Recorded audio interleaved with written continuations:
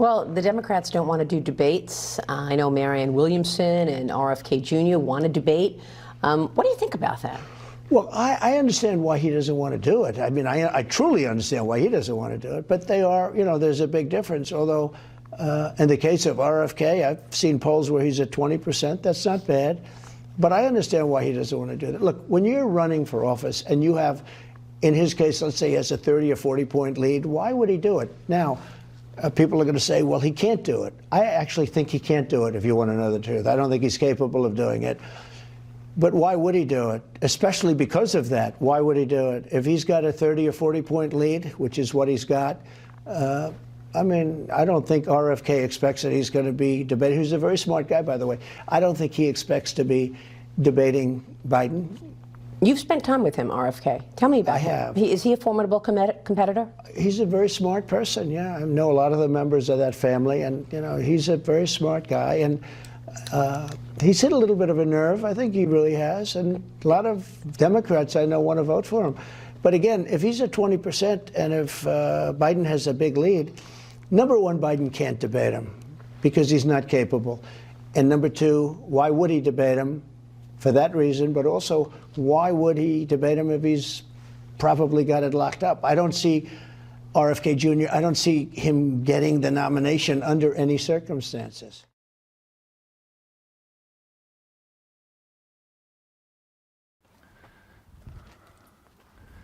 How do you feel about potentially running alongside Donald Trump? I want to run against Trump, and I can run against Trump better than anybody else can. Do you think you could win? I know I can win because I can hold it, because I get, I get many of the same supporters. I will take support from President Trump. No other Democrat can do that. My supporters are probably equally Republican and Democrat at this point. And I get more independent voters than anybody. And I can confront President Trump with the lockdowns, which no Democrat can. Lockdowns, he closed 3.3 million businesses. He closed 41% of the black-owned businesses in our country would never reopen again. This is a war on the poor. It was a war on minorities. It was the destruction of the middle class. Bobby Kennedy, he's a Democrat from the first family, they used to call it, and he's taking almost as much heat as you are from fake news. What would you tell Bobby Kennedy? Just hang in. I mean, they go after. He's been very nice to me. I've actually had a very nice relationship with him over the years. He's a very smart guy and a good guy. He said Trump's the greatest debater, and you can't just not debate and going against Trump. I was very honored by the fact that he said that. I'm glad he feels that. But he's a very good man, and his heart is in the right place, and he's doing really well. I suppose he's at 22. That's pretty good. That's pretty good. Doing very well. So have you talked to him lately? No, I haven't. I would, but I haven't. Okay. There's a lot of things. He's a common sense guy, and so am I. So whether you're conservative or liberal, common sense is common sense. And a lot of what I run on is common sense. We need a wall, and we built most of it, but they didn't want to finish up the extra area. I wanted to do more. After we got it built, I wanted to do more. But without that, we had the best numbers in the border, as you know, because you've said it many times. We had the best numbers in history. Yeah. And now we have the worst numbers, I think, of any country ever in the world. Okay. Well, no country would allow this. Mr. President, I know you got to run, so we welcome you back to New Hampshire and New England tomorrow, and look forward to seeing you again. And and you're welcome on the show anytime you want. And people have said to me, "Why don't you run as an independent?" Why don't you? And I say, because I'm a Democrat. This is who I am. This is my identity. But I want my party back. I want my party to be the party that I grew up in, the party of John Kennedy, the party of Robert Kennedy, the party of FDR and Harry Truman. You say that you're a Democrat, but you're getting a lot of support from a lot of leading voices on the right, like Steve Bannon, Tucker Carlson, Alex Jones, former President Donald Trump. Many Democrats fear that you're a spoiler in the race, that you will damage President Biden in the primary and grease the skids for former President Trump to return to the Oval Office. This week, former President Trump said about you, Kennedy is smart and he's a common sense guy. What kind of man do you think Donald Trump is? Well, here's what I'm not going to do in this race. I'm not going to attack other people personally. I don't think it's good for our country. And I think, what I'm trying to do in this race is bring people together, is to try to bridge the divide between Americans. My father was able to harness these populist energies. In the last day of his life, he won the most rural state in this country, South Dakota, and the most urban. He was able to bridge the divide among people who would otherwise be Republican, but wanted somebody who was common sense, who was able to appeal to their idealism, who was able to find the hero in each of them, who was able to get them to transcend narrow self-interest and see themselves as part of a community and part of this, incredible American adventure in modeling self-governance for the rest of the world. And so I'm proud that President Trump likes me, even though I don't agree with him on most of his issues. Because I don't want to alienate people. I want to bring people together. I'm proud that all these people like me and that I have independent supporters and Democratic supporters and that I'm able to bring a lot of people. Every Democrat says, I want to end the polarization. But how do you do that without talking to people who don't agree with you? How do you do that without appealing to people? My purpose is to find the issues, the values that we have in common, rather than, focus on the issues and the personalities that keep us all apart. As a lifelong Democrat, as you just said very passionately, will you pledge to support whoever the Democratic nominee is, whoever it is, whether it's you, whether it's President Biden? Oh, of course I'm not going to do that. I'm not going to do that. No, of course I'm not. So Listen, if you don't get the nomination, you won't support President Biden? I don't know what I'll do. Let's see let's see what happens in this campaign. Let's see, if people are living up to democratic values and having debates and having discussions and, talking to each other, but I'm not going to buy. And if you feel that's not happening, would you then support a Republican or run as an independent? You know what? My plan is to win this election, and I don't have a plan B. Okay. You're a lifelong Democrat, and yet so many Republicans are supporting you. And I'm sure when you gave that number about how much money you've gotten in campaign contributions, a lot of it is coming from Republicans. They're interested in you advancing to a debate with Joe Biden, which doesn't look like it's going to happen. I mean, we're going to try to get the president debate. We think it's really important. And it's important for I think the Democratic Party, because ultimately the president is going to have to debate a Republican, and the Republican likely, we don't know, but is going to be Trump. Trump is probably the most successful debater in this country since Lincoln Douglas. The way that he dispatched 16 Republican opponents, one after the other, during, in 2016 was really quite extraordinary. And he has his own technique that people like. And it's like going to a prize fight, and you need practice. Sure. And that usually happens during the primary. And asking, the president not to debate during the primary is like asking a prize fighter to practice for his big bout by sitting on a couch and eating Chick-fil-A. It's interesting that you're saying that and praising him, because you normally don't hear that from a candidate who could potentially run against him. Are you learning? Did you learn through this campaign what your father taught you, what your uncle taught you, what Donald Trump has taught you? Well, about what? Just about how to run a campaign. Well, I've got very good. I have a very good staff at running this campaign. You met Dennis Kucinich, who is my campaign manager, and he's running 42 campaigns. Former Fox News contributor. He's nodding his head. Yes, he's doing a good job. Right off camera there. I have never seen spirit like there is right now. Even coming down here, just the people on the road that are just absolutely going crazy. And the reason is, I think they like me, and I know they love my policies. I hope they like me too. A lot of people say they don't like me, but they like my policies. I think they like me. But I have never seen spirit like it is right now. And the reason is because crooked Joe Biden is so bad. He's the worst president in the history of our country. I don't think he's going to make it to the gate, but you never know. But Joe is really... But you don't think he's going to make it to November of 24? Well, I think he's worse mentally than he is physically. And physically, he's not exactly a triathlete or any kind of an athlete. You look at him, he can't walk to the helicopter. He walks He can't lift his feet out of the grass. It's only 2 inches at the White House, right? That's not a lot. But you watch him, and it looks like he's walking on toothpicks. He's supposed to be getting us out of that horrible, horrible war that we're very much involved in with Russia and Ukraine. You could do that. You could do that very easily. I believe you could do that I don't believe he could do it because he's just incompetent. But that's a war that should end immediately, not because of one side or the other, because hundreds of thousands of people are being killed. Can you imagine you're in an apartment house and rockets are going into that building and blowing it up and knocking it down? And why should anybody, human beings, these are human, whether they're Russian or Ukrainian or whatever they are, it's got to be stopped. And it can be stopped very easily. It would have never started. If I were president, it would have never started. So back to Biden, I'm interested. So you think he's failing? He obviously is failing. I think it's clear to everybody. But that would make Kamala Harris the candidate? Well, not really. I mean, I guess they'd have maybe a free-for-all. A lot of people say she has to remain for certain reasons the candidate. She has to. I don't think that's true, actually. I don't think that other people would stand for it. She has some bad moments. Her moments are almost as bad as his. I think his are worse, actually. Yeah.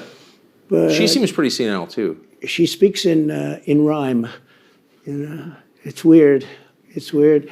But she has bad moments. And in rhyme? What do you? Well, the way she talks, the bus will go here and then the bus will go there because that's what buses do. And it's weird. The whole thing is weird. This is not a president of the United States future.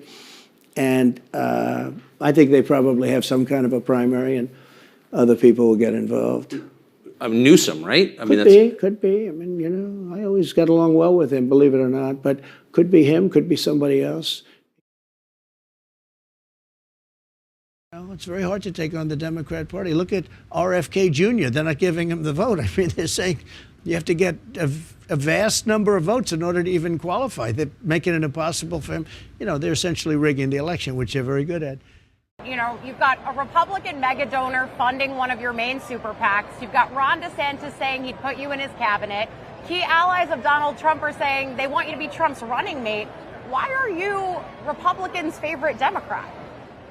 Well, I started out this campaign saying that I wanted to end the toxic polarization that is dividing America, that I think is as dangerous as any time since the American Civil War.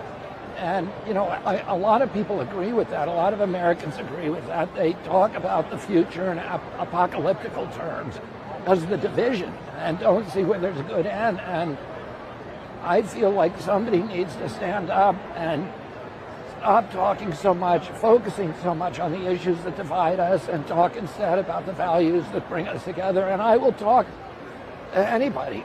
I'm happy to talk to Donald Trump or Joe Biden. I don't attack either of them personally.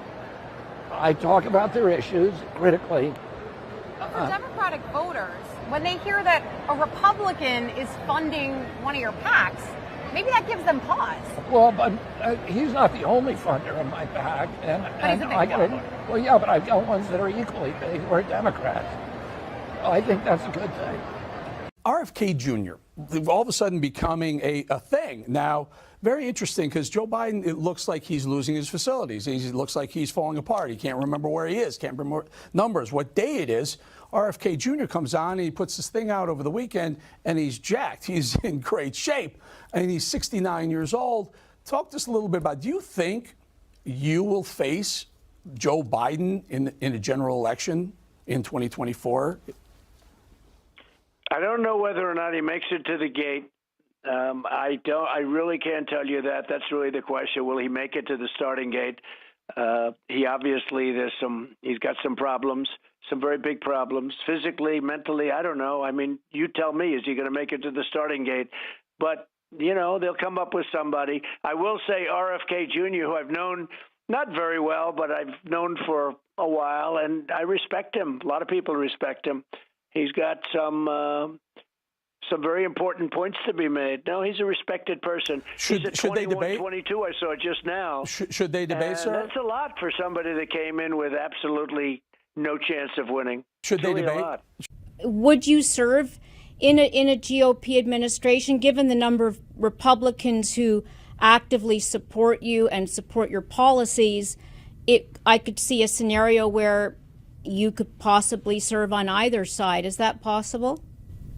I would doubt it, but I'm not looking to get into government except if I can actually fix the government. And I think one place that I can do that from is the presidency.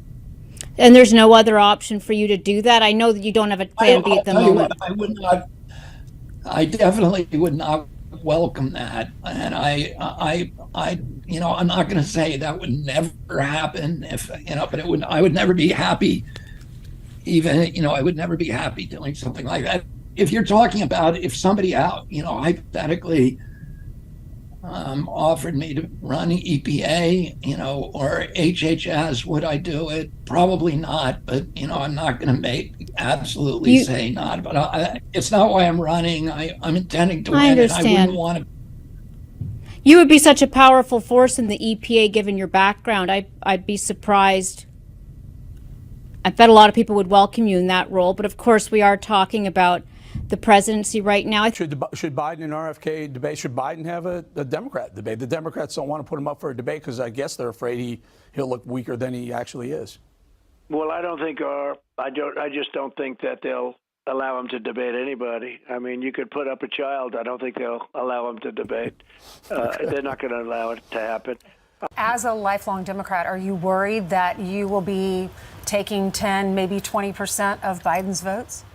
I hope to take votes from both President Biden and President Trump. And equal opportunity. Look at the stats that shows you you have 48% approval with Republicans and you have about 14% approval with Democrats. So Donald Trump's going to look at you as a threat if he does in fact get the nomination. Are you ready for him to come after you? Yeah, I feel like I have my own moral center, and I'm not going to engage in the bitterness. I hope Donald Trump will dispute me on the issues, and that we can all talk about the issues that affect America and what's happening to the middle class, the systematic destruction of the middle class. You agree on a lot. There are areas of agreements, and there's areas that I have agreement with President Biden. So I think people are tired of the vitriol, and I'm not going to engage in that.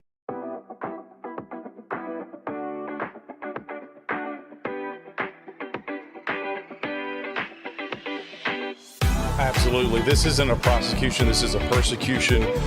It's really a sad day in American politics that you have the Department of Justice that has targeted a former president. And the idea that you have a sitting president who's taken bribes from Ukraine. We've got bank account numbers. We've got transactions. And nothing's being done. And so that's why I dropped the articles of impeachment against Biden. And enough is enough. The American people, quite frankly, are going to elect President Trump to be the next president of the United States, and I don't think Biden will even be the Democratic nominee. You think Robert F. Kennedy is going to be the nominee? Well, we'll see. I think the vultures are circling, if you will. I think you see a lot of Democrats not saying anything to defend Biden, and I think that's an indicator that they're waiting for the next shoe to drop, and he will not be the nominee. This is going to be Trump. This is Trump's primary to win. This is Trump's general election to win, and the latest polling data shows that.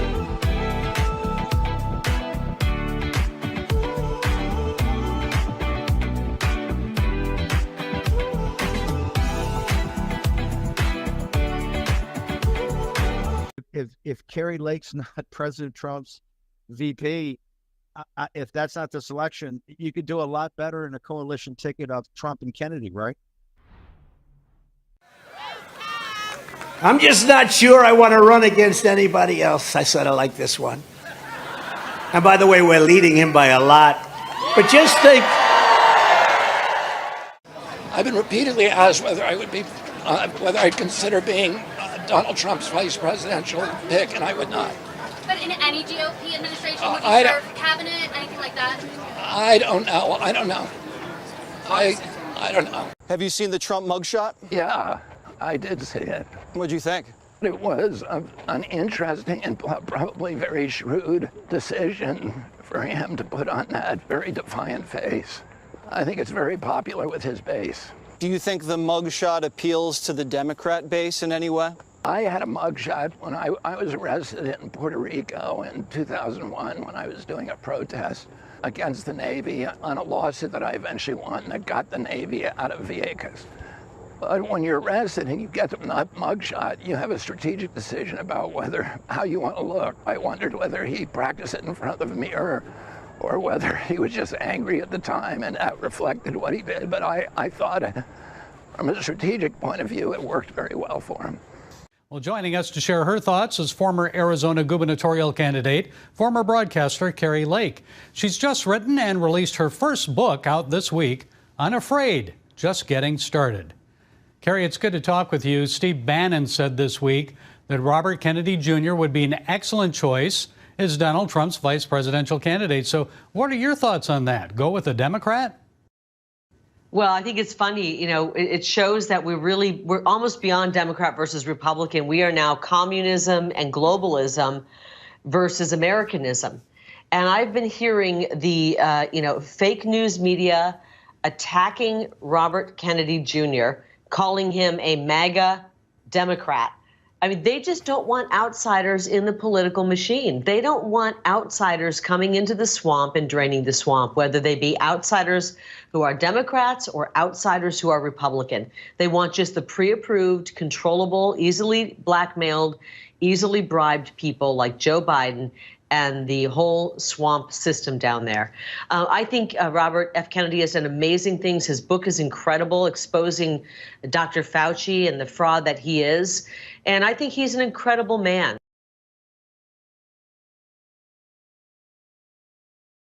I don't believe in a lot of what he espouses. I think ideologically, politically, we have many differences. And I think that he and President Trump probably do as well. But I do believe that President Trump most likely respects RFK Jr.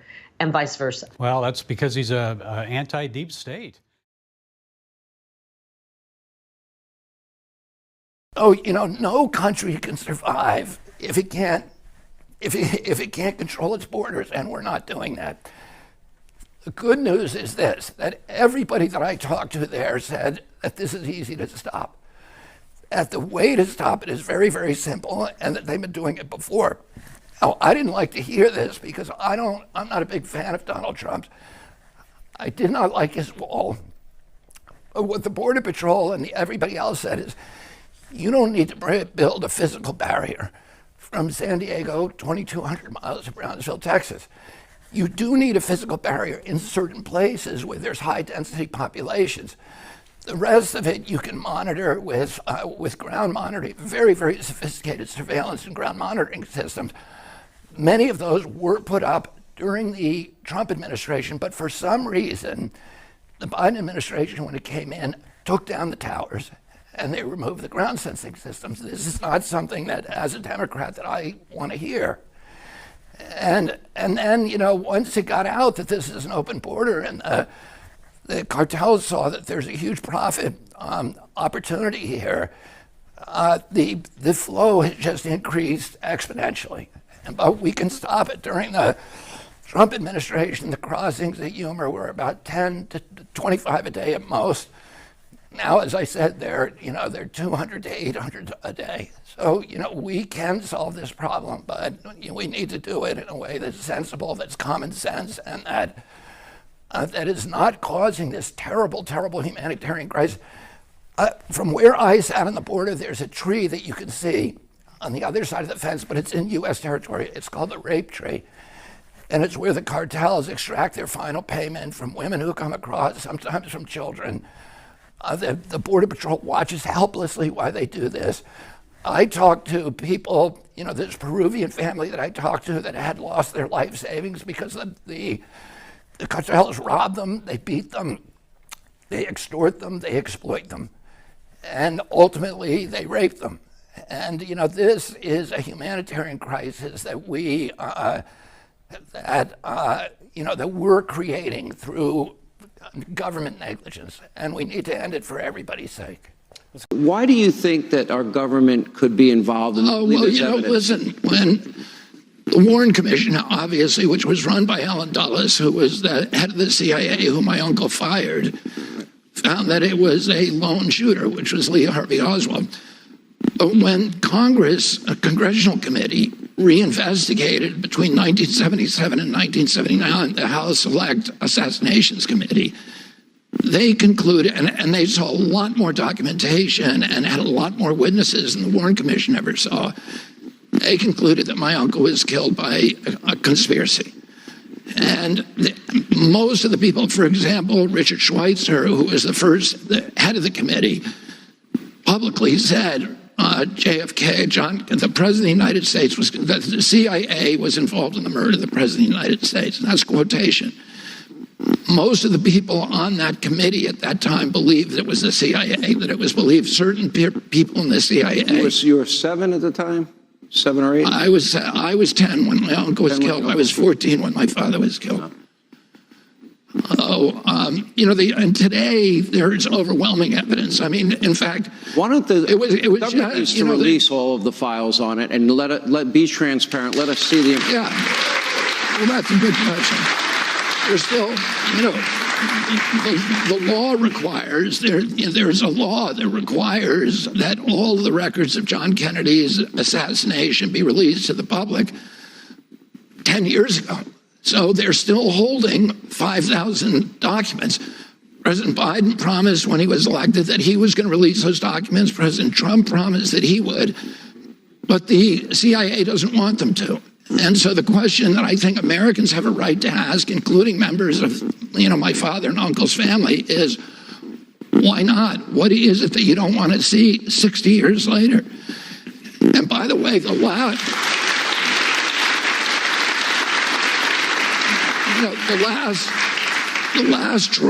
last tranche of documents released had documentation in there that finally got even the New York Times to admit that Lee Harvey Oswald was a CIA asset, that he was working for the CIA. So, if the Warren Commission had known that back in 1964, they would have had a very different time. And the House Assassinations Committee never knew that. That was released. We've known that we've had documentation that known that at least a decade. But some of that documentation became overwhelming in this last tranche. And finally, the mainstream media acknowledged that, yeah, he had this relationship with the CIA going back to 1957 or 1958. 3/4 of Americans believe that President Biden is too old to govern effectively. President Trump faces multiple civil and criminal trials. Both of them have favorability ratings that are deep in negative territory. That's what two-party politics has given us. And that's why we need to pry loose from the hammerlock of the corrupt powers in Washington, D.C., and make this nation ours again.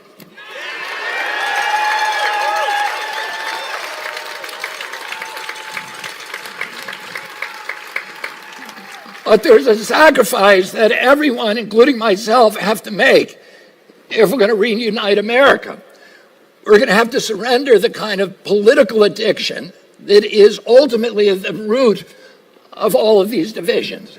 And that's the addiction to taking sides. Our nation's renewal is going to begin when we start to treat each other with respect.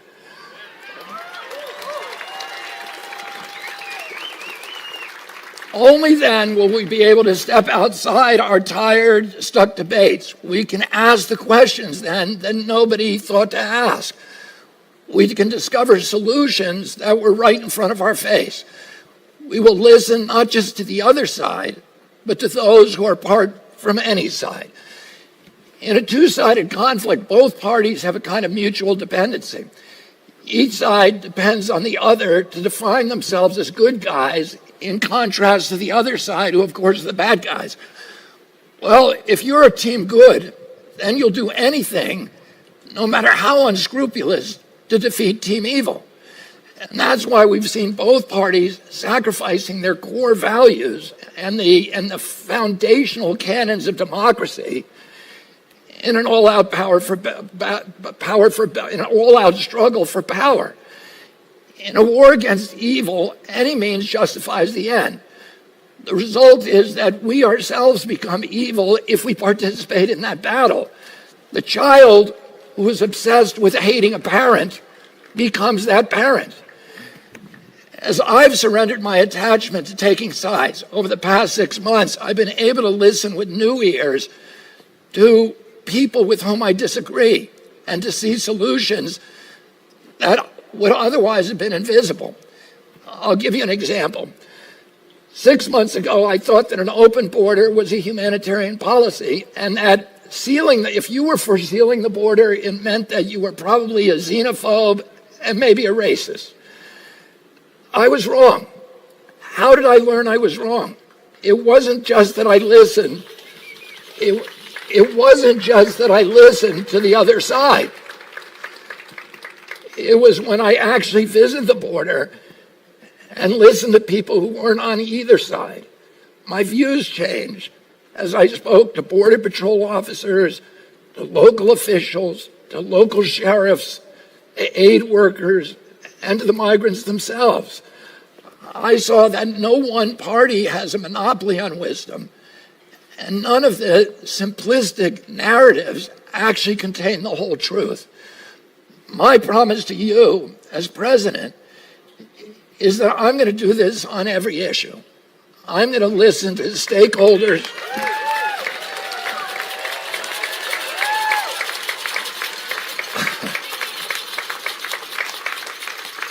I'm going to listen to the stakeholders from every side and beyond any side. I'm going to uphold my moral convictions, of course, absolutely, but I'll hold my own opinions lightly. If it's not him, who's it going to be? He's also the most corrupt president in history, without question. Sure. I don't know. There'll be a fight. I don't think that Kamala gets it handed. You know, a lot of people are so afraid to go against her. I don't think it gets handed. I think all of a sudden everybody would start jumping in. She'd have to earn it. It'd be very hard to earn. But I don't know. You know, they're the same 5 or 6 people that you report on and you Michelle see all Obama. the time. I don't see that. No, I don't see it. No. Gavin Newsom. Yeah, probably. Yeah. I think so. Yeah. You announced in Philadelphia that you're going to run for president as an independent. You're from one of the most famous Democratic families of all time. How big a step was it to say, you know what, today, sorry family, I'm going to have to take a step away? It was very painful for me. I mean, I was raised in the Democratic Party. My father, my uncles were the leaders of the party. My grandfather, Honey Fitz, was the first Irish Catholic mayor of Boston. My other great-grandfather, Patrick Kennedy, was a ward boss for the Democratic Party in Boston. I think it's the right thing right now because we're seeing that, you know, it's the same corporate donors that control both of the parties. And the parties are in paralysis. They cannot, within that party system, they're locked in this war with each other. They're polarizing the American public, and we need a strategy for unity. We need a strategy for bringing people together. And what I've found traveling the country, even among the most extreme Democrats and Republicans, there's still more that we have in common than the issues that are being used to drive us apart. Everybody wants a clean environment. Everybody wants to take care of our veterans. Everybody wants our kids to have a good education. Everybody wants to make sure the regulatory agencies are serving the public interest instead of working for the corporations that they're supposed to regulate. And I think we need somebody who's going to find those areas of agreement, the values we agree on, rather than focus on these little issues that have us at each other's throats. And Ted Kennedy, believe it or not, was a friend of mine. I met him through Palm Beach. They had a big house, a compound. They call it the Kennedy compound. And I had a very nice house also. But I got to know him very well, and he liked me. And at one time I asked him, who's the smartest guy in the U.S. Senate? He was a smart guy, by the way, Ted Kennedy, very smart, great politician. And I said, who's the smartest guy in the Senate? And we were friends. I did him a big favor, I will tell you that. Big favor, really big. And it wasn't hard for me to do, but it was very big and important for him. And he liked me, and I liked him. I said, who's the smartest in the Senate? And he gave me a name, but I won't tell you because I can't stand the guy, actually. Still around. Can't stand him. I was disappointed to hear that name. I said, who's the dumbest in the Senate? He goes, I don't know, let's see. Probably Joe. I said, who's Joe? He said, Joe Biden. This is 25, 30 years ago, a long time ago. I think it was one of the early times I've ever heard the name. And that was in prime time for him, but this is in prime time. Joe gave us the war on Israel and the war on American energy. What he did to our energy was we were energy independent. Think of it as president, I will shut off Iranian oil and I will turn on American oil, and we will drill, baby, drill, and we'll get things back to where they are supposed to be. I've dealt so intimately with these regulatory agencies. Usually when a politician comes into office in Washington, they vow to clean up the swamp. But they get there and they're intimidated by these agencies that may have 30,000 or 50,000 employees, and they have no idea how to reform them. So they bring in somebody to run that agency, somebody who is safe, which is usually somebody from industry. So President Trump promised to reform Washington, but he came into office saying, I'm going to, even he even talked about medicine and about vaccines and these kind of things. He then took $1 million from Pfizer, and he appointed a Pfizer partner, Scott Gottlieb, to run FDA. And another Pfizer handpicked nominee, Alex Azar, right from the middle of the pharmaceutical industry, to run HHS. And Gottlieb then ushered through the Pfizer product and made $88 billion for his company, and then left FDA to rejoin the Pfizer board. That's not ending the swamp. That is making the swamp even deeper. And I know when I go in there how to fix DOT, how to fix HHS, NIH, CDC, EPA, all of the three later agencies, because I've litigated against them and I've been thinking for 40 years, how do you unravel corporate capture at these agencies? And I know how to do it. I know how to reorganize those agencies to end the revolving doors, to end these financial entanglements with the industries they're supposed to regulate. And in many cases, I know the specific individuals in those agencies who need to be moved out. And that's why I think I'm in better shape than anybody else to reform, to get the kind of reforms that the American people want. House Republicans continue to fight. The left is a cult. I don't want to hear it from Republicans. We'll beat the shit out of them. Time out. I need you to start helping your party. Anarchy across America. Radical Democrats. Republicans. Democrats. Yeah, I was fed up too. And that's why I'm running for president of the United States as an independent. I'm Robert F. Kennedy Jr., and I approve this message. I'll look at the evidence and the arguments, and I'll choose not the easy path, not the established path, but the right path.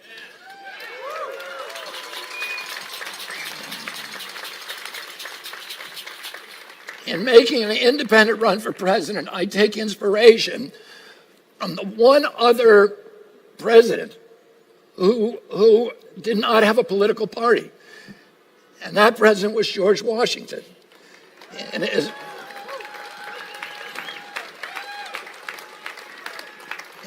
his farewell address, Washington issued a prescient warning about the disastrous potential of party politics. Inevitably, he said, political parties will be taken over by a cunning, ambitious, unprincipled minority who will serve the interests of the party rather than the interests of the nation and usurp for themselves the reins of government. Washington's dire prediction has certainly come true. I intend to wrest the reins of both parties and return power to the American people.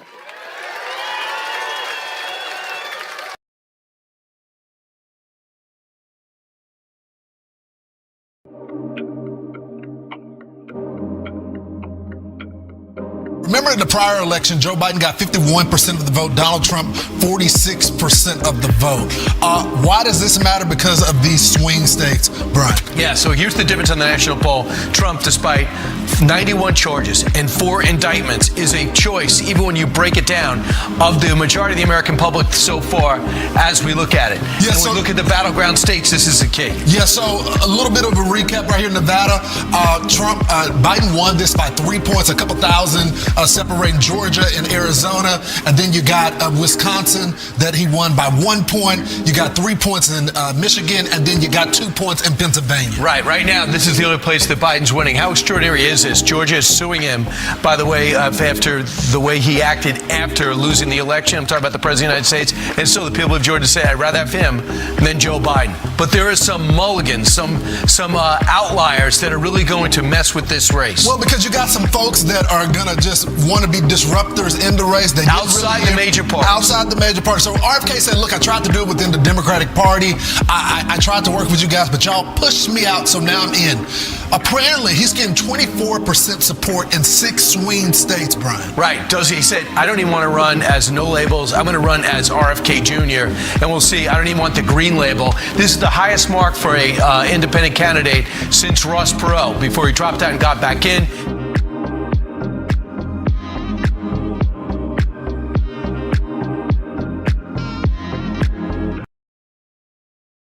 Since the early 1980s, there's been a systematic attack on our middle class.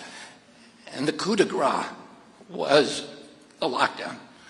The lockdown was the biggest shift in wealth in human history. And I'm going to tell you about that in a second. And I blame President Trump for the lockdown.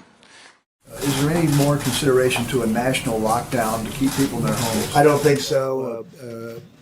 Essentially, you've done that in California. You've done that in New York. Those are really 2 hotbeds. Those are probably the 2 hottest of them all in terms of hotspots. I don't think so, because you go out to the Midwest, you go out to other locations, and they're watching it on television, but they don't have the same problems. They don't have, by any means, the same problem. New York, California, Miami, the governor's doing an excellent job. Governor DeSantis in Florida. We have some pretty hot spots in Florida, too. But we're and the state of Washington, of course. But that was largely, if you look at it, it was 1 nursing home that had problems like you wouldn't believe. So no, we're working with the governors, and I don't think we'll ever find that necessary.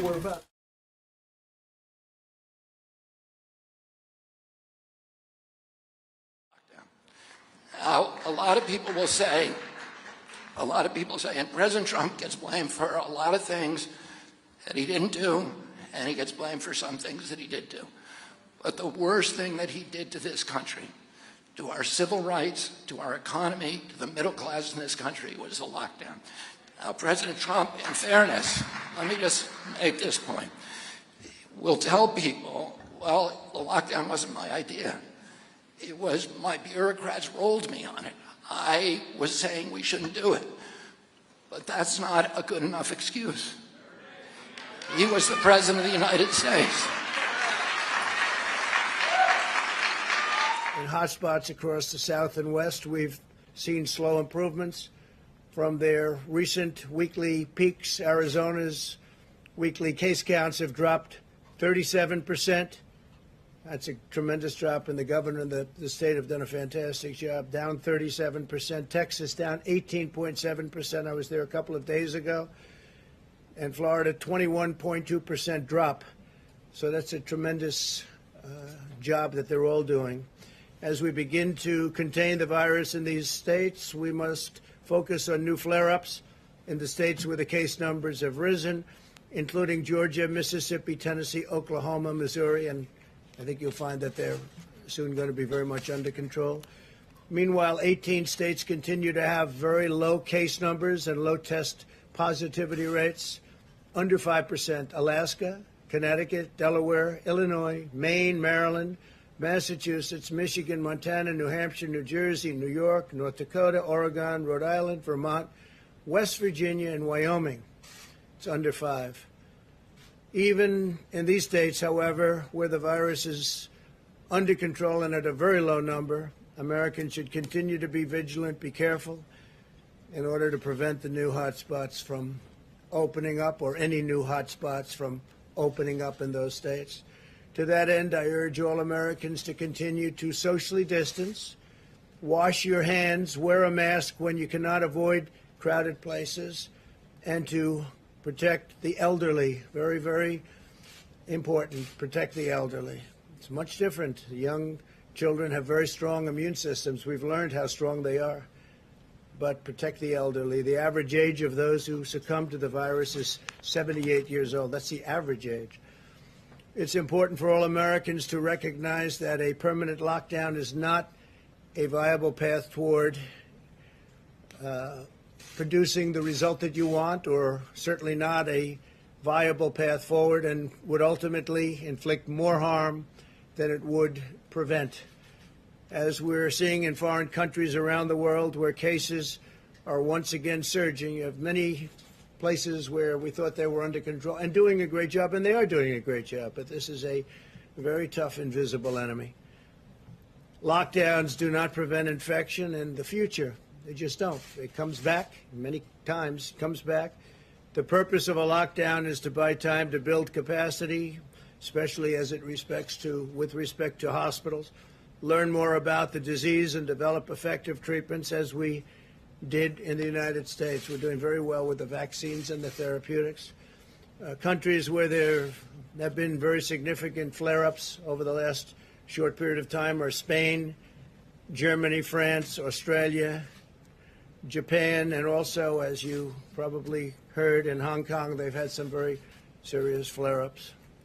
Japan has gone, a lot of six-fold flare-up. That's a lot, but they'll get it under control. In our current phase, we must focus on protecting those at highest risk while allowing younger and healthier Americans to resume work and school with careful precautions. Ideally, we want to open those schools. We want to open them. Trump locked down 3.3 million businesses. And, what did that do? It shifted everything to Amazon. 41% of the black-owned businesses that were closed during COVID will never reopen. Mm-hmm. A lot of those businesses had 3 generations of equity in them. I drove through Lee Harvard, which is one of the poorest districts in Cleveland, and it was a booming area 5 years ago. Today, every single one of those stores is boarded up. And, I talk to people every day in the African-American community whose businesses were wiped out, and that's what happened. We shifted $4 trillion in wealth from the working poor and the middle class to the super rich in this country. We strip mined the black community of its equity during this pandemic. And, how do you rebuild that now? That is the big issue for our country. How are we going to rebuild equity with the working poor in this country? If you like this video and you want to learn more about me and the movement that we're building, please go to Kennedy24.com. We had more revenue with lower taxes than we did with higher taxes. You also added $8 trillion to the national debt. Your GOP challenger, Nikki Haley, made that point, saying, quote, "The truth is that Biden didn't do this to us. Republicans did this to us." Does she have a point? We had a thing happen to us. We had the greatest economy in history, and then we got hit with COVID. And we had to keep this beautiful thing going. And if I didn't do that, if we didn't put some money in, nobody knew what COVID was. Remember, this was a new thing that came in. Somebody said it's dust coming in from China. It came from China. They tried and denied it, or they tried for a little while, and we didn't let it. It came from Wuhan, actually, which now they agree. Everybody's now agreeing that it came from Wuhan. I said that years ago. But we had to do things that were very severe. We had to let some money come out. We were on the verge of doing something that was amazing.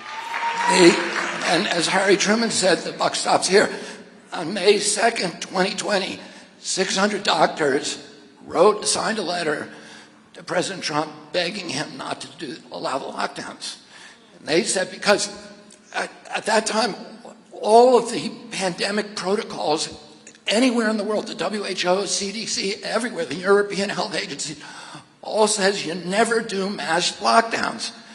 It causes much worse havoc and deaths and injuries than if you do the standard protocol, which is you lock down the sick, you protect the vulnerable, and you let everybody else go back to work. Otherwise, you are going to wreak havoc.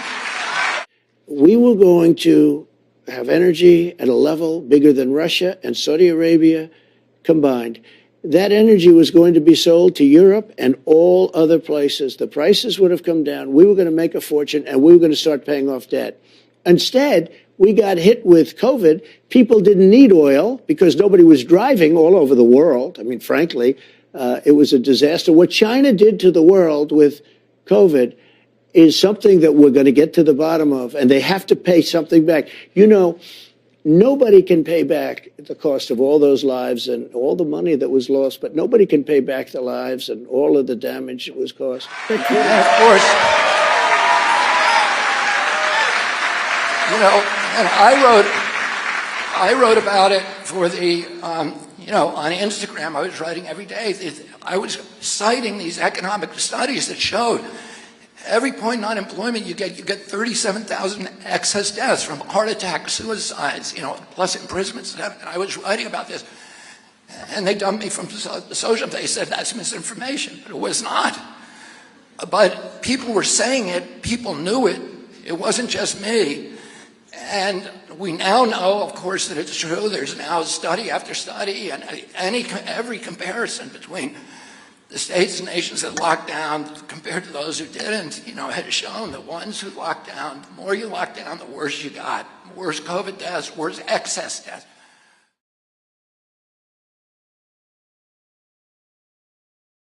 We were going to make a fortune off our energy. We were going to send the energy to Europe. Europe was going to pay us tremendous amounts of money. And I'll tell you, you would have never had the Ukraine monster at all. It would have never happened. Russia would have never got, just by sheer force of personality. But beyond personality, what happened is when oil hit $100 a barrel, and by the way, it's right there right now again, Putin makes a fortune on this war. You know, everybody said, oh, he can't afford it. If Biden allowed my policies to stay in place, oil would right now be at $40 a barrel, and Putin wouldn't be able to afford the war. Sweden's numbers came out this week. Sweden was the only country in Europe that didn't lock down. It had the lowest excess deaths in Europe, which is very predictable. If the nation, you know, the nation that led the lockdowns was us, and we had the highest body count of COVID on Earth. We have 4.2% of the world's population. We had 16% of the COVID deaths. At some point, even the media is going to have to say, stop saying this was a success story.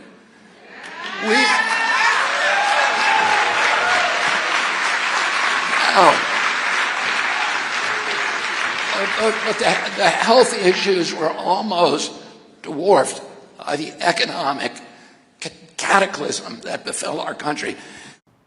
My fellow Americans, tonight I want to speak with you about our nation's unprecedented response to the coronavirus outbreak that started in China and is now spreading throughout the world. Today, the World Health Organization officially announced that this is a global pandemic. We have been in frequent contact with our allies, and we are marshaling the full power of the federal government and the private sector to protect the American people. This is the most aggressive and comprehensive effort to confront a foreign virus in modern history. I am confident that by counting and continuing to take these tough measures, we will significantly reduce the threat to our citizens, and we will ultimately and expeditiously defeat this virus. From the beginning of time, nations and people have faced unforeseen challenges, including large-scale and very dangerous health threats. This is the way it always was and always will be. It only matters how you respond, and we are responding with great speed and professionalism. Our team is the best anywhere in the world. At the very start of the outbreak, we instituted sweeping travel restrictions on China and put in place the first federally mandated quarantine in over 50 years. We declared a public health emergency and issued the highest level of travel warning on other countries as the virus spread its horrible infection. And taking early, intense action, we have seen dramatically fewer cases of the virus in the United States than are now present in Europe. The European Union failed to take the same precautions and restrict travel from China and other hotspots. As a result, a large number of new clusters in the United States were seeded by travelers from Europe. After consulting with our top government health professionals, I have decided to take several strong but necessary actions to protect the health and well-being of all Americans. To keep new cases from entering our shores, we will be suspending all travel from Europe to the United States for the next 30 days. The new rules will go into effect Friday at midnight.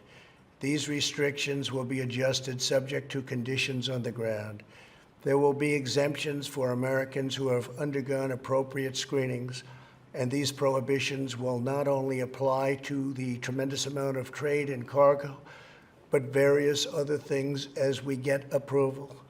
Anything coming from Europe to the United States is what we are discussing. These restrictions will also not apply to the United Kingdom. At the same time, we are monitoring the situation in China and South Korea, and as their situation improves, we will reevaluate the restrictions and warnings that are currently in place for a possible early opening. Earlier this week, I met with the leaders of health insurance industry who have agreed to waive all co-payments for coronavirus treatments, extend insurance coverage to these treatments, and to prevent surprise medical billing. We are cutting massive amounts of red tape to make antiviral therapies available in record time. These treatments will significantly reduce the impact and reach of the virus. Additionally, last week I signed into law an $8.3 billion funding bill to help CDC and other government agencies fight the virus and support vaccines, treatments, and distribution of medical supplies. Testing capabilities are expanding rapidly day by day. We are moving very quickly. The vast majority of Americans, the risk is very, very low. Young and healthy people can expect to recover fully and quickly if they should get the virus. The highest risk is for elderly population with underlying health conditions. The elderly population must be very, very careful. In particular, we are strongly advising that nursing homes for the elderly suspend all medically unnecessary visits. In general, older Americans should also avoid non-essential travel in crowded areas. My administration is coordinating directly with communities with largest outbreaks, and we have issued guidance on school closures, social distancing, and reducing large gatherings. Smart action today will prevent the spread of the virus tomorrow. Every community faces different risks, and it is critical for you to follow the guidelines of your local officials who are working closely with our federal health experts, and they are the best. For all Americans, it is essential that everyone take extra precautions and practice good hygiene. Each of us has a role to play in defeating this virus. Wash your hands, clean often used surfaces, cover your face and mouth if you sneeze or cough, and most of all, if you are sick or not feeling well, stay home. To ensure that working Americans impacted by the virus can stay home without fear of financial hardship, I will soon be taking emergency action, which is unprecedented, to provide financial relief. This will be targeted for workers who are ill, quarantined, or caring for others due to coronavirus. I will be asking Congress to take legislative action to extend this relief. Because of the economic policies that we have put into place over the last 3 years, we have the greatest economy anywhere in the world by far. Our banks and financial institutions are fully capitalized and incredibly strong. Our unemployment is at a historic low. This vast economic prosperity gives us flexibility, reserves, and resources to handle any threat that comes our way. This is not a financial crisis. This is just a temporary moment of time that we will overcome together as a nation and as a world. However, to provide extra support for American workers, families, and businesses, tonight I am announcing the following additional actions. I am instructing the Small Business Administration to exercise available authority to provide capital and liquidity to firms affected by the coronavirus. Effective immediately, the SBA will begin providing economic loans in affected states and territories. These low-interest loans will help small businesses overcome temporary economic disruptions caused by the virus. To this end, I am asking Congress to increase funding for this program by an additional $50 billion.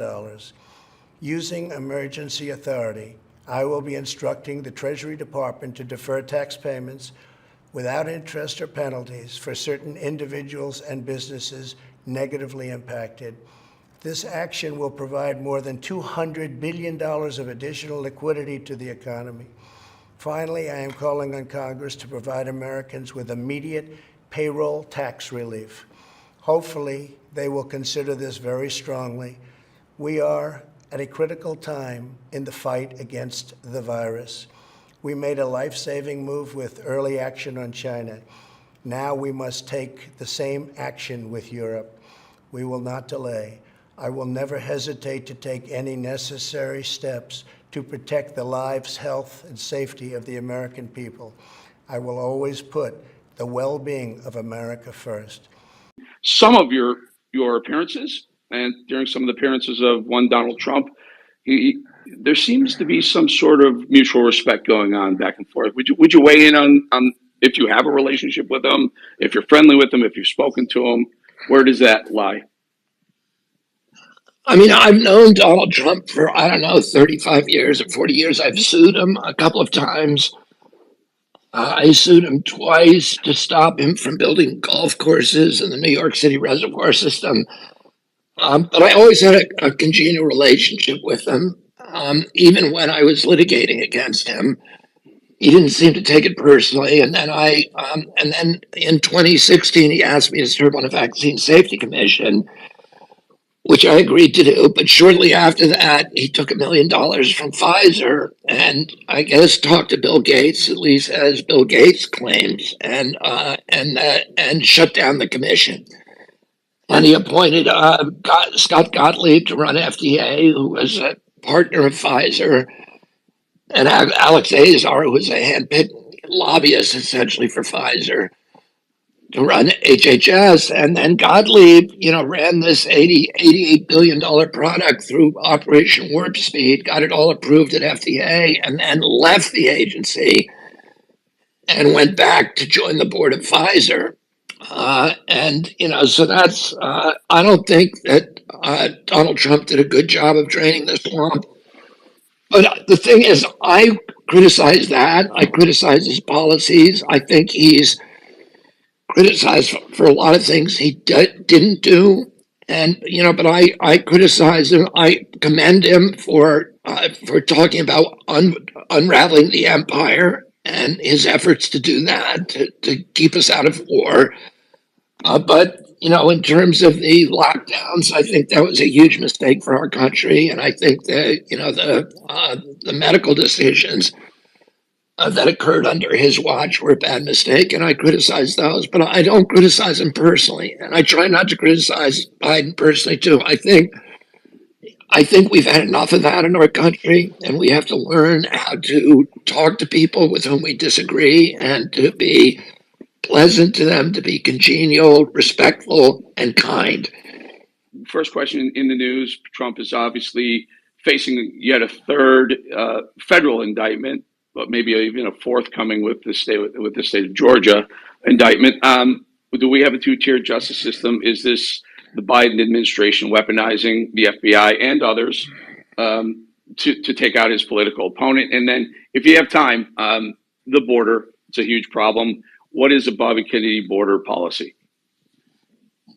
Well, the border, I was down at the border, and there's a humanitarian crisis there, and it's not good, and we now have the Mexican cartels that are running U.S. border policy. So, I watched 300 people walk across the border.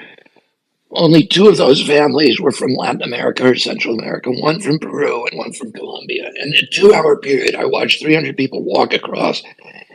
Each one of those people is going to be given a plane ticket at our government expense to any city they want in the United States. That's how this crazy system works. And meanwhile, people who are legally trying to get in this country, and 7 million people have come across illegally over the past 3 years. It's a crazy policy. And each one of them is paying $15,000, $10,000 to $15,000 to the cartels.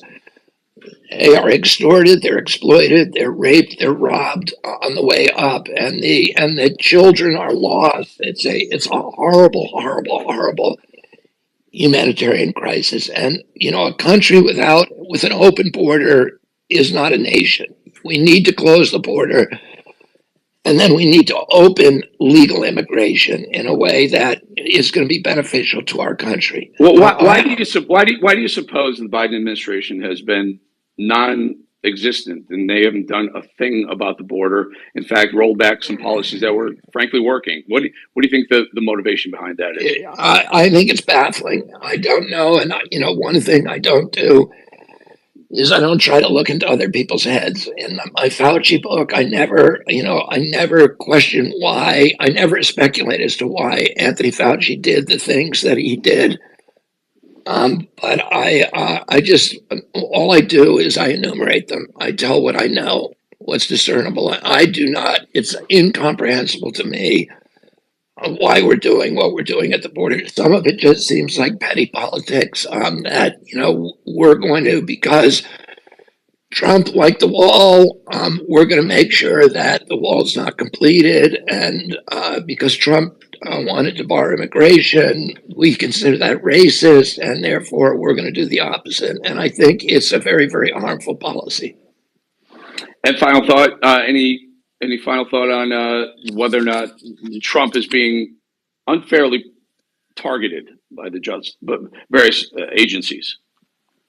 Well, the only thing I'd say about that is that I think I'm a former prosecutor, and prosecutors have to be very, very careful in our democracy about prosecuting former presidents. And the reason for that is you don't want to look like, one of the, when we broke with England in 1776, one of the issues that we split over is that oftentimes political opponents of the king would be arrested and detained, and we passed all kinds of laws to make sure that that wouldn't happen in this country. At the same time, in a democracy, you want to make sure that government officials are not above the law, that the law applies to every person. So that's a balance that a prosecutor has to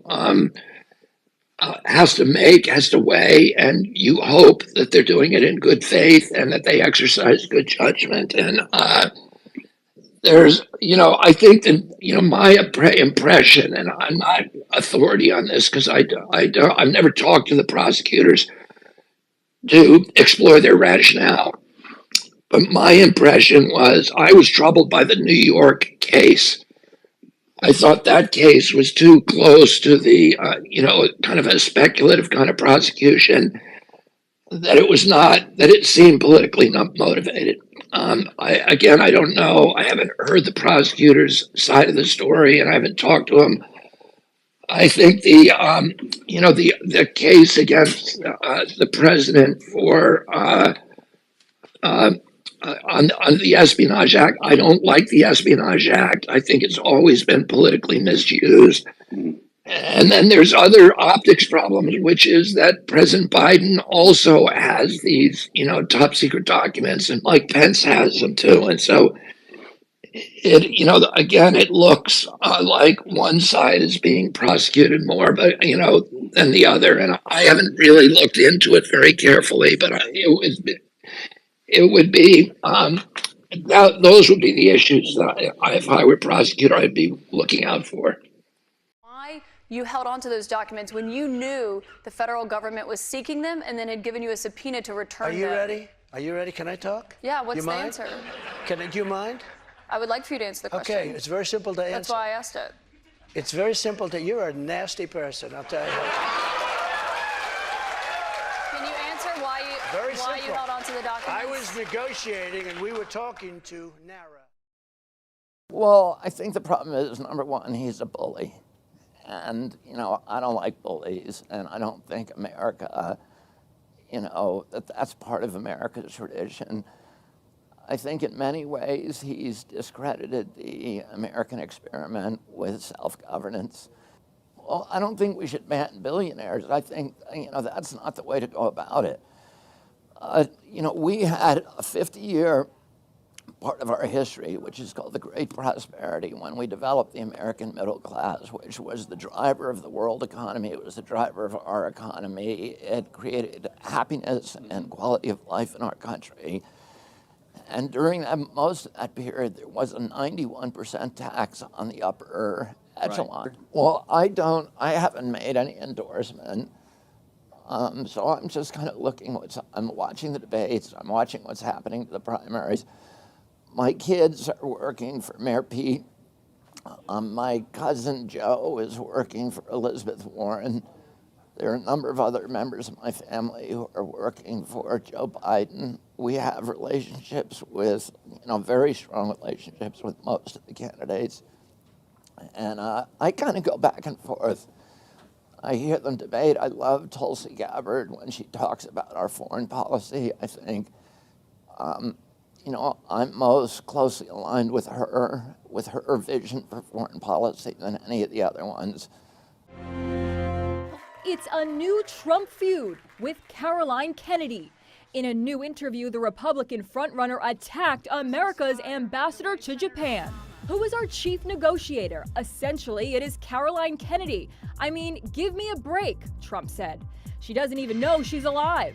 Ouch. And look at Joe go. The vice president showed that he's got plenty of energy as he ponders a presidential run.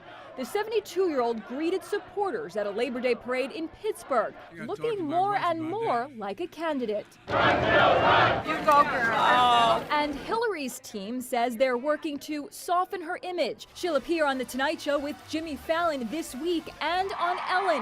Last time she was on the show back in 2007, she and Ellen had a bowl-off. All right.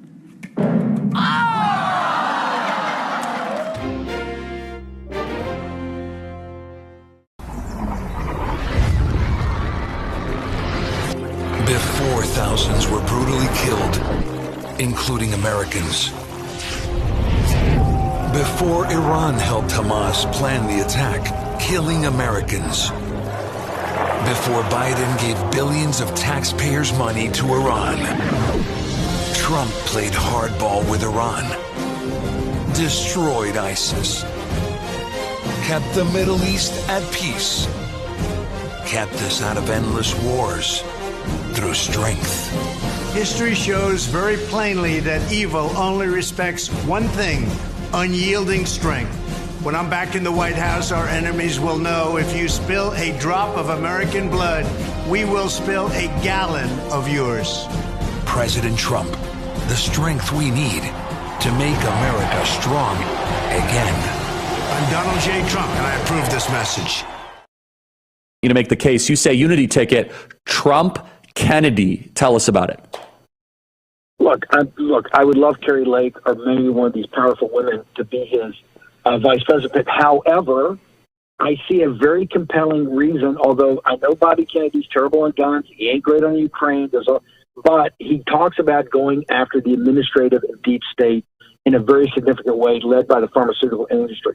If we put together a unity ticket of Trump and Kennedy, it would be insurmountable. We would bring over many of the populists on the left, many of the people that don't agree, with Charlie Kirk and Steve Bannon and Donald J. Trump, but that's what a unity ticket is. And I think we could get 2/3 to 70% of the American people on back of what we have to do in taking on the Chinese Communist Party, taking on the deep state, taking on big pharma, taking on big tech, taking on big media. Everybody that's it shouldn't be lost on people. Bobby Kennedy comes on Tucker last week and has a throw-down interview.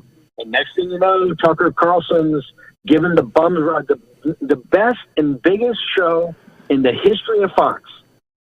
O'Reilly wasn't bigger. Megyn Kelly wasn't bigger. Hannity, the top of his game, is not bigger. Glenn Beck was not better. They gave him the bum's rush. Didn't even show him the courtesy of letting him announce this on his own due time and having a couple of shows for his audience to take care of his goodbyes. Gave him the bum's rush, and one of the last big interviews he did was with Bobby Kennedy. That's how much they fear that platform. That's how much they fear the voice of Bobby Kennedy. If you put Kennedy and Trump together, That's the dynamic doing. And people understand there's a lot of issues that separate us, but there's enough that unites us that could take on the administrative state. Well, I mean, the fourth branch of government, the Leviathan, I think is the #1 issue when it comes to policy for the next Republican president, if we're able to win. The Harvard-Harris poll, which is Mark Pence's outfit, the gold standard poll, showed 22% also nationwide, and showed me at young people under 36 years of age that I'm 10 points ahead of President Trump and President Biden, which is extraordinary. And then the New York Times Siena poll, which is a very, very powerful poll. A lot of the national polls are about 700 to 1,000 people. The Harvard poll, the New York Times poll, I think was 3,600. There are over 3,000 people, so it was really a very, very strong sampling. And that showed that in the 8 battleground states that show me an average of 24%.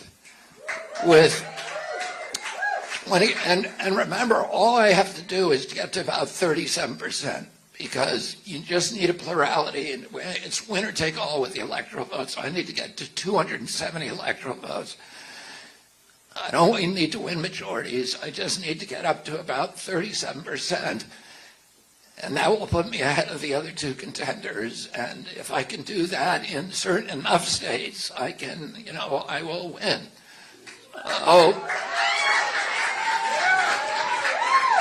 And we have 12 months to do that.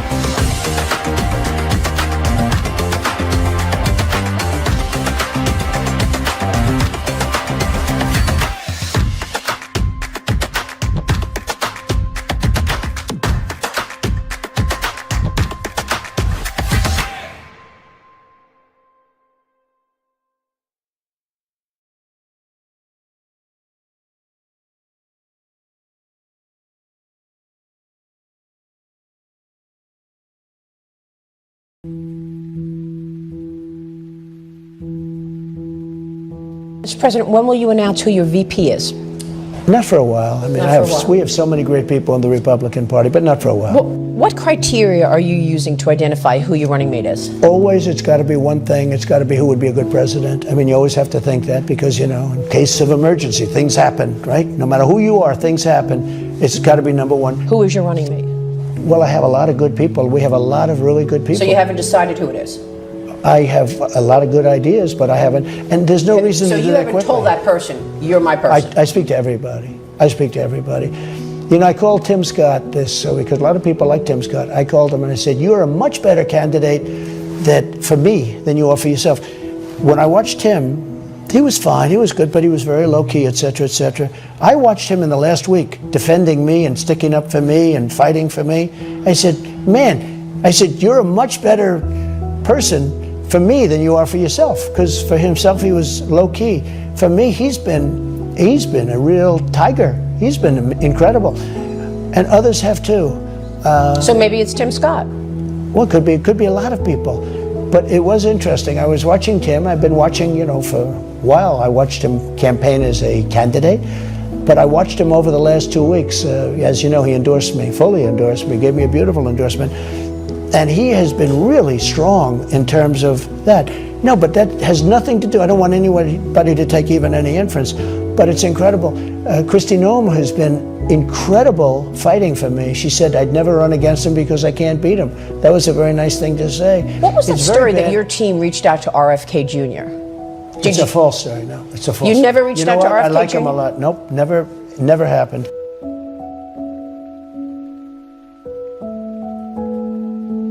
The latest speculation is that maybe you would be the VP for Trump. Would you ever do that? I don't think that my marriage would survive it. I think he's right. Just president. That's all you want. Yeah. Awesome. Thank you. Thank you so much. All right, now I want to go to Vice President for a second. I've written in the post that your short list ought to be Tom Cotton, Mike Gallagher, Joni Ernst, Mike Pompeo, Dan Sullivan, or Robert O'Brien. The latter, of course, would bring you Latter-day Saint votes in Arizona and Nevada. Are you going to name your vice president before the convention? Are you going to give us a list of people you're going to consider? And what do you make of my list? I think I'd make up a list. Some of those names are great. I agree. And maybe not every single one of them. You understand. But no, I think some of the names you have there are great. And we'll have somebody that's really going to be very, very popular and very, very good. I know a lot of great people. We have a lot of great Republicans. Now, the biggest issue he faces is getting on the ballot in every single state. He's on the ballot in 2 states, New Hampshire and Utah. I'd also asked him about something I'd heard President Trump had called him early on and asked him about being his VP. I asked if it were true. Take a look. If he asked you that today, what would your response be? I would not take that job. I'm flattered that President Trump would offer it to me, but it's not something that I'm interested in. Did he reach out? Or his team? People from the team have reached out to me. The Trump campaign denies any such approach. Chris LaCivita, a senior advisor to the former president, says, just want to get this quote right, no one from the Trump campaign ever approached RFK Jr. or ever will. Now, clearly Mr. Kennedy has a different version of those events. But I would find it difficult to see Kennedy going into a Trump cabinet, though they do share some, I suppose, common ground in terms of skepticism of the U.S. aid to Ukraine, in terms of skepticism about COVID vaccines, frankly. Those sort of issues provide some sliver of common ground. What was the story that your team reached out to RFK Jr.? It's a false story, no. It's a false story. You never reached out to RFK Jr.? I like him a lot. Nope, never happened. RFK is a radical liberal who happens to be anti-vax. That may be the one policy where he leans a little bit right. But he was for open borders for his entire life. He's against farmers. He was a radical environmentalist. He was super anti-gun. He says he's changed his mind. He's changed his mind on everything that he did for decades. Everything magically 6 months ago. I don't believe that. So, he's a phenomenal alternative to Joe Biden as a Democrat, but he is a radical Democrat.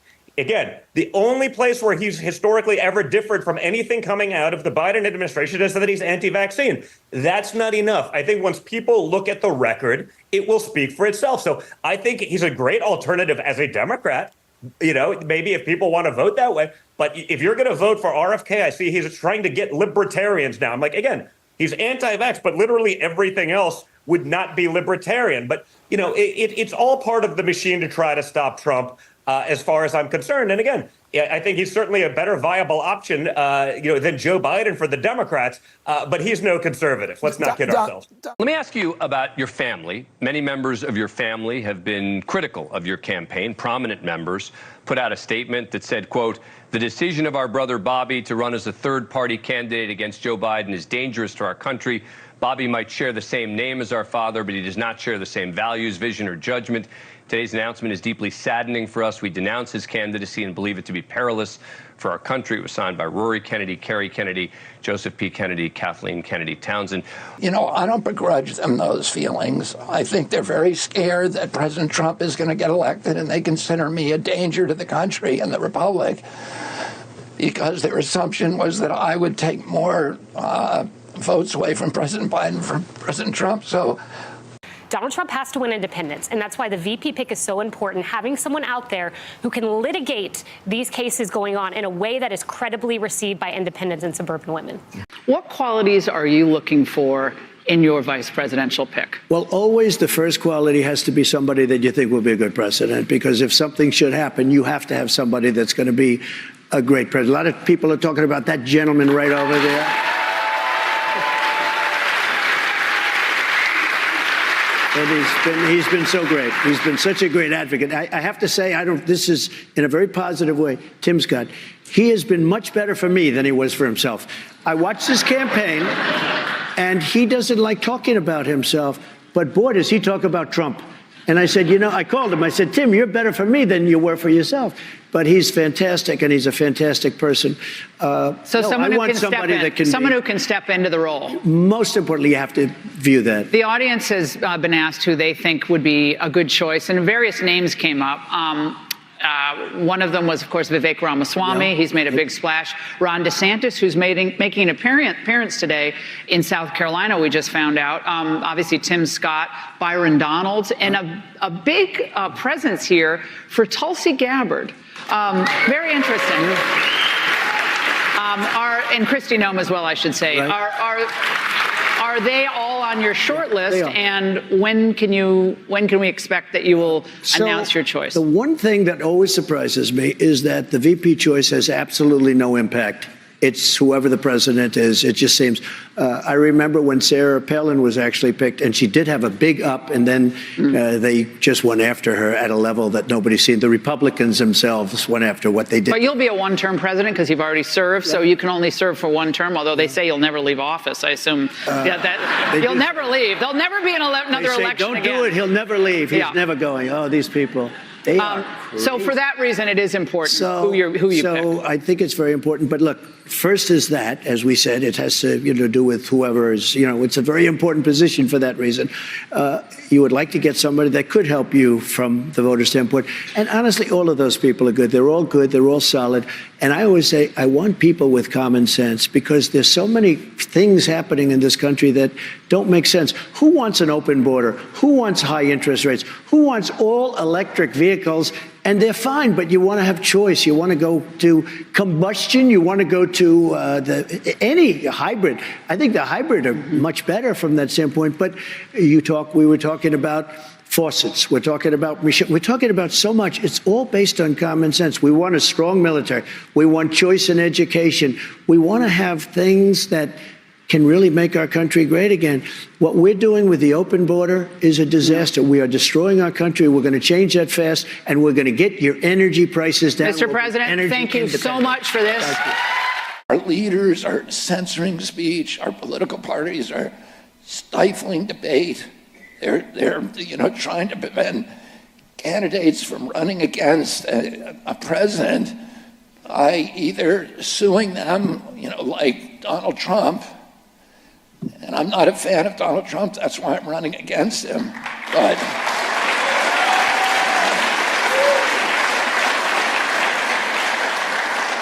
I don't think we should be a banana republic and remove candidates using the courts. Oh, Americans.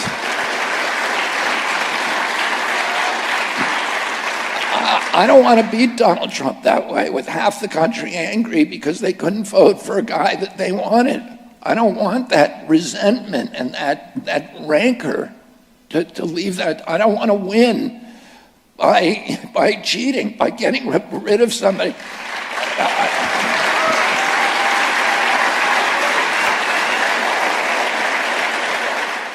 What qualities are you looking for in your vice presidential pick? Well, always the first quality has to be somebody that you think will be a good president, because if something should happen, you have to have somebody that's going to be a great president. A lot of people are talking about that gentleman right over there. And he's been so great. He's been such a great advocate. I have to say, this is in a very positive way, Tim Scott. He has been much better for me than he was for himself. I watched his campaign, and he doesn't like talking about himself, but boy, does he talk about Trump. And I said, I called him. I said, Tim, you're better for me than you were for yourself. But he's fantastic, and he's a fantastic person. Someone who can step into the role. Most importantly, you have to view that. The audience has been asked who they think would be a good choice, and various names came up. One of them was, of course, Vivek Ramaswamy. He's made a big splash. Ron DeSantis, who's making an appearance today in South Carolina, we just found out. Obviously, Tim Scott, Byron Donalds, and a big presence here for Tulsi Gabbard. Very interesting. And Kristi Noem as well, I should say. Right. Are they all on your short list? And when can we expect that you will announce your choice? The one thing that always surprises me is that the VP choice has absolutely no impact. It's whoever the president is. It just seems. I remember when Sarah Palin was actually picked, and she did have a big up, and then they just went after her at a level that nobody's seen. The Republicans themselves went after what they did. But you'll be a one-term president because you've already served, so you can only serve for one term, although they say you'll never leave office. I assume that you'll never leave. There'll never be another election don't again. do it. He'll never leave. He's never going. Oh, these people. They are so for that reason, it is important who you pick. So I think it's very important. But look, first is that, as we said, it has to do with whoever is, it's a very important position for that reason. You would like to get somebody that could help you from the voter standpoint. And honestly, all of those people are good. They're all good. They're all solid. And I always say, I want people with common sense because there's so many things happening in this country that don't make sense. Who wants an open border? Who wants high interest rates? Who wants all electric vehicles? And they're fine, but you want to have choice. You want to go to combustion. You want to go to any hybrid. I think the hybrid are much better from that standpoint. But we were talking about faucets. We're talking about so much. It's all based on common sense. We want a strong military. We want choice in education. We want to have things that can really make our country great again. What we're doing with the open border is a disaster. We are destroying our country. We're going to change that fast, and we're going to get your energy prices down. Mr. President, thank you so much for this.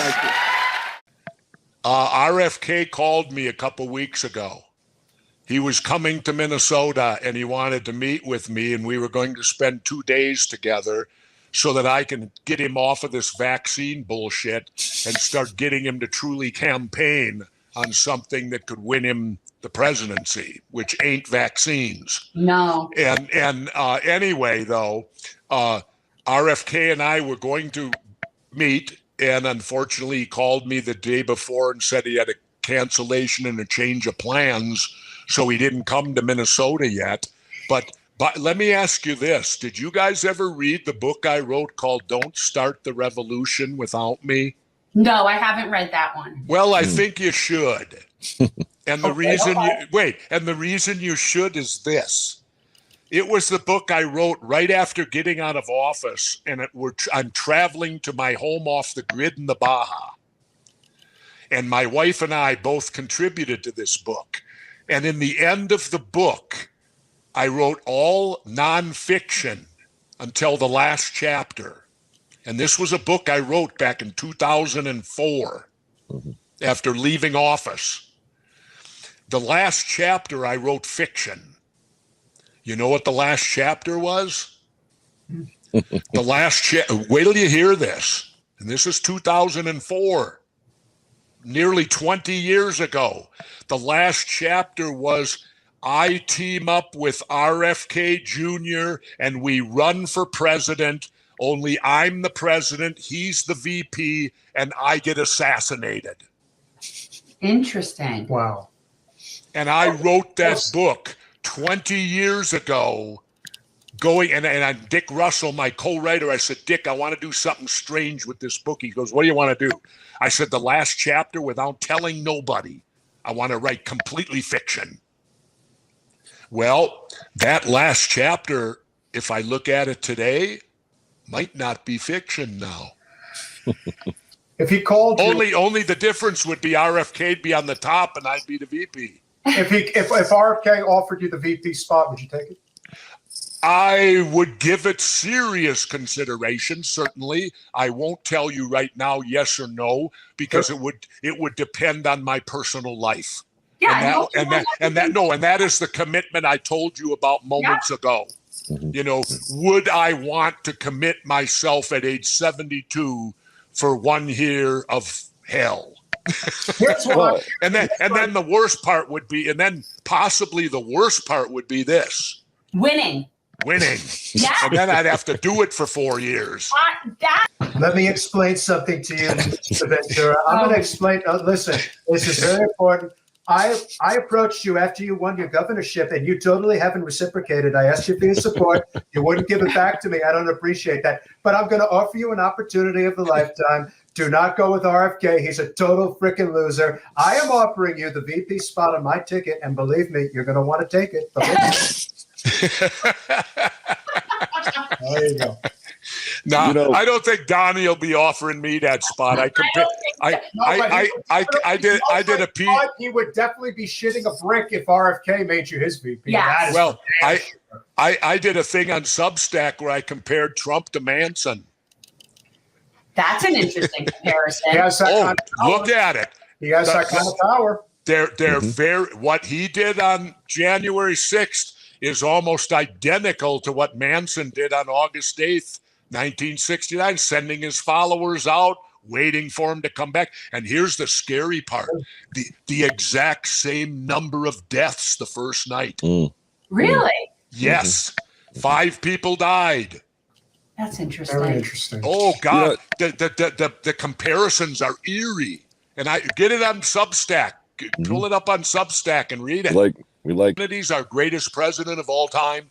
Because he stood up to the deep state and got dead? No, it's simpler. John Kennedy is the greatest president of all time because they allowed him to serve the least. Oh. They killed him. They killed him before he had even served 1 term. Let me throw something to you. You're hinting at me to go with the libertarians, right? Right? Yeah. And I have all the respect in the world for the libertarians, but I also have butted heads with them. Because I remember the time I was governor and I was giving a speech on transportation, and the libertarians started to boo me. Right. So I stopped my speech and I looked at them and I said, "You don't think the government should be involved in transportation?" They all said no. And I looked at them and said, "Well, how'd you get here today?" Yeah. I said, "You guys, I love your libertarian and liberty attitude, but in a civilized society, and if the society's civilized, you have to have government." I said, "How could you not with transportation?" Well, the biggest quality, the most important quality by far is how would they do as president? Because you really have to, that's the purpose. I mean, that's 95% of it, I would think. But so that would be number one. But politically, you'd want somebody that's compatible. You also want somebody you can get along with. You want to be able to get along with the VP. You work with them. And I think that's an important thing. But you really want to make sure that you pick somebody that, should it be necessary, and we hope it isn't, but they'll be a great president. Now, in terms of President Trump, what I did at the beginning of this race is I said, I am going to try to focus not on these culture war issues and the vitriol that keep us all apart, but I'm going to focus on the values that we all share in common. And one of the things that I really try hard not to do is to not criticize personally either President Trump or President Biden. And we're going to the lawsuits or the litigation or whether that's fair or that's fair. I just stay away from that. And I try to talk about the issues that they care about. And I think that President Trump knows that I'm popular with his constituents, that I'm their second choice. And I don't think it's to his advantage to attack me. I'm sure he will at some point. But he also knows that I'm not going after him personally, that I do attack his policies. I do criticize him for his failures, particularly during COVID. He should not have shut down 3.3 million businesses with no scientific citation. with no public hearings, with no environmental impact statements, none of the processes of democracy. But what I've tried to do is really focus, identify the values that we have in common. And what I found is there's a huge landscape that is so much bigger, the things that Americans agree on. Everybody wants to protect veterans. Nobody likes that, veterans' wives are now at soup kitchens. Everybody wants us to have the best education system in the country. Everybody wants to end the forever wars. Everybody wants to end the chronic disease epidemic. That now 60% of our kids now have chronic disease. When my uncle was president, it was 6%. Everybody wants to end this corrupt merger of state and corporate power that have turned our regulatory agencies into predators against the American public and sock puppets for the industries they're supposed to regulate. And there are so many of these issues. Everybody, look, if you want to talk about climate change, and that's the only environmental issue you're going to talk about, you're going to have everybody fighting each other. If you talk about clean water, clean rivers, clean air, about stopping the destruction of the Appalachian Mountains, about the fact that 100% of our freshwater fish now have dangerous levels of mercury in them, that acid rain is destroying the forest cover on the high peaks of the Appalachians from Georgia to northern Quebec. People don't like that. And there's no such thing as Republican children or Democratic children. Nobody wants that. Everybody wants our kids in houses. Everybody wants that. And what I'm trying to do is look at solutions and to, and find those issues. And I found out that those landscapes are so much larger than the little culture war issues that are being used to keep us apart.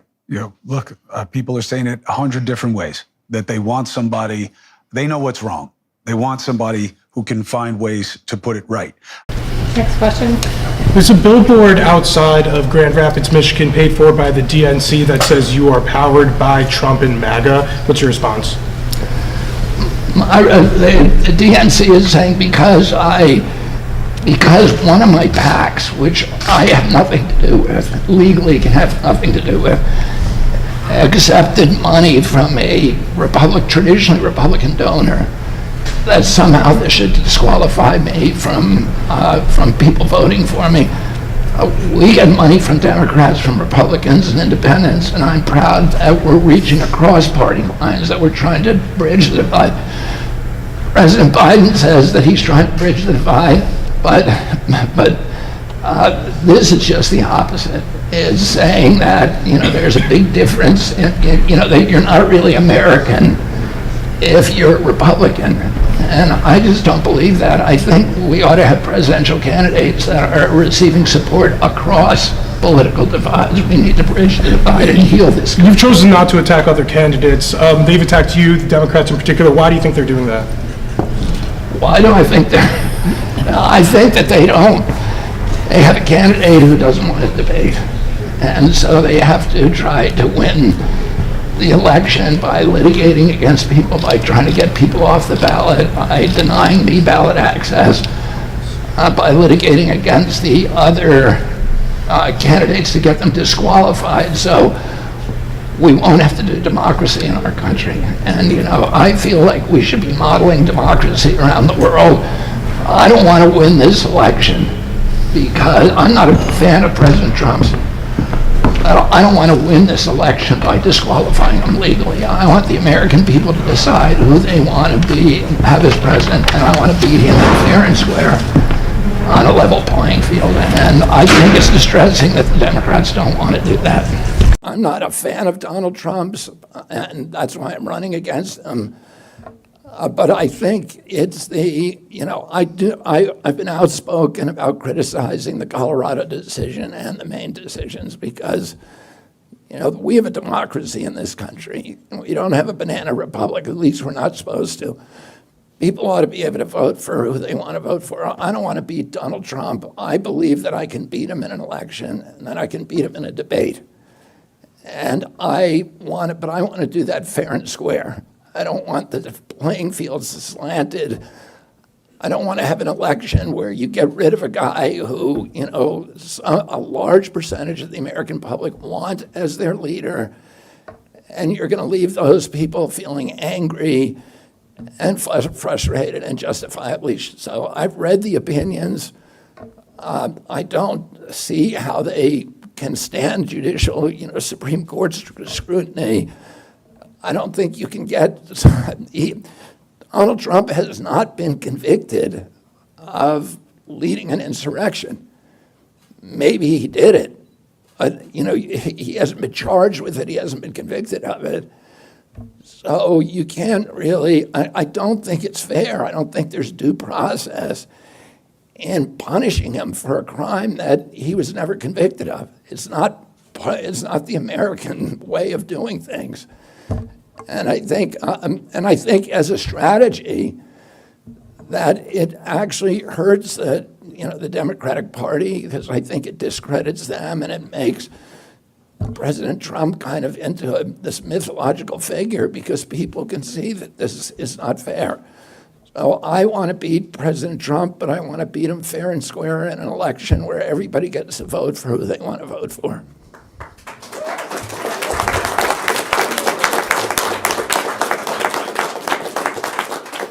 Sir, what do you think about Tim Mellon's donation to the PAC? He's a donor of Trump's, and in 2015 he wrote in his book that black people were even more belligerent after the expansion of social programs in the 60s and 70s, and that the belligerent quote was a direct quote.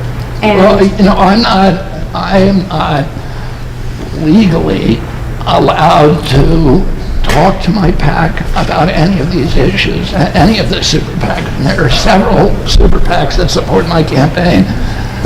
It would be against the law for me to tell a PAC to who they could not accept money from. And my opinion is that it's a good thing to have both Republicans and Democrats and independents giving to my PAC. I don't know anything about those comments, and I can't verify them or validate them. But it would be illegal for me to pick up the phone and tell somebody you can't accept money from that PAC. all right, thank you, everybody. Thank you. I mean, I'm assuming, I don't know any more than you do, Tyreek. I read the polls, and it seems pretty clear to me that my most likely opponents are going to be President Biden and President Trump. My polling now shows me with the highest favorability rating among all of them. So my favorability rating in the Gallup poll that came out yesterday was at 52. President Trump's at 42. President Biden's at 41. I beat both President Trump and President Biden among young people under 45 years of age, and I beat them among independents, which is now the biggest political party. And I still have 10 months to the election, so I feel very optimistic about where we're headed. President Trump's not going to bring this back. President Biden is not going to. President Trump, I believe, wants to, drain the swamp. I think he was sincere when he said that. But he appointed John Bolton to run the NSA. He's a swamp creature, like the template for swamp creatures. And, Scott Gottlieb, who was Pfizer's business partner to run FDA, and Pfizer, and Gottlieb did Operation Warp Speed, an $88 billion gift to Pfizer, and then went back to collect his paycheck on the Pfizer board. So President Biden is not going to unravel it. President Trump is not going to do it. And, I think I'm the only candidate that knows how to do this, that understands how badly we need to do this in this country if we're going to return the middle class and if we're going to give our kids a chance.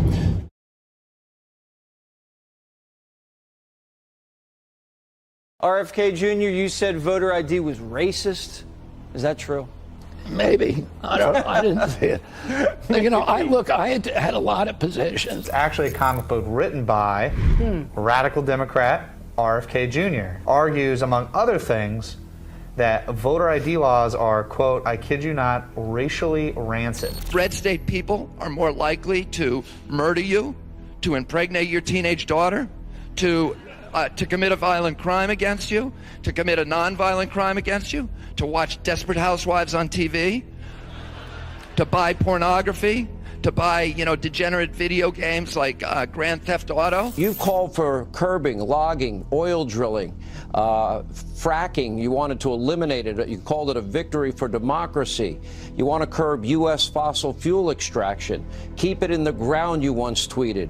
You want a ban on fossil fuel extraction, a ban on fracking. They are contemptible human beings, and that, I wish that there were a law you could punish them under. I think the Green New Deal is, all of that stuff is important, is good. We ought to be pursuing it. I believe that we should use market mechanisms like carbon taxes. There's going to be major disruptions, not just to humanity, but ultimately to civilization. And this is part of the cost that we're paying for our long-time deadly addiction to coal and oil. You called the NRA once a terror group. You've supported over the years Democrats, Gore, Kerry, Obama, Hillary. You've praised Bernie Sanders multiple times. You support affirmative action. Senator Bernie Sanders is finally endorsing Hillary Clinton today. Do you endorse her? Is she that leader? Yeah, and I'm very close to Bernie. And a huge admirer of Bernie Sanders. My family has a long relationship with Joe Biden, 40 years. I have a personal friendship with him. Do you regret endorsing Al Gore, John Kerry, Barack Obama, Hillary Clinton, and Bernie Sanders over the years? I like Bernie Sanders. I voted for Barack Obama. I don't regret that.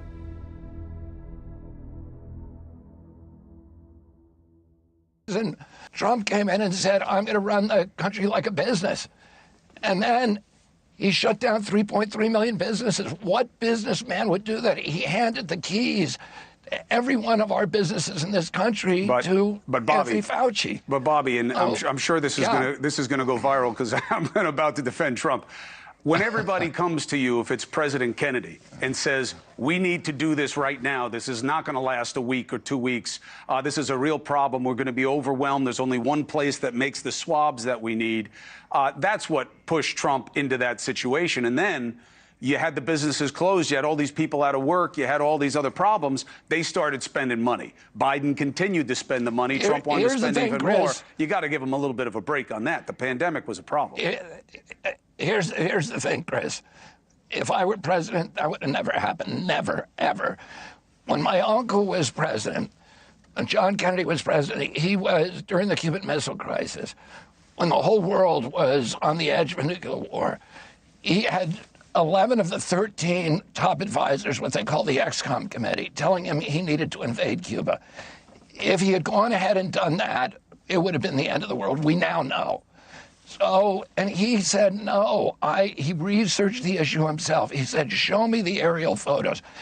He asked the CIA, what is Khrushchev going to do? Isn't it going to make, if we go in and kill his gun crews in Cuba, isn't he going to have to come into Germany? And isn't that going to end up in a nuclear war?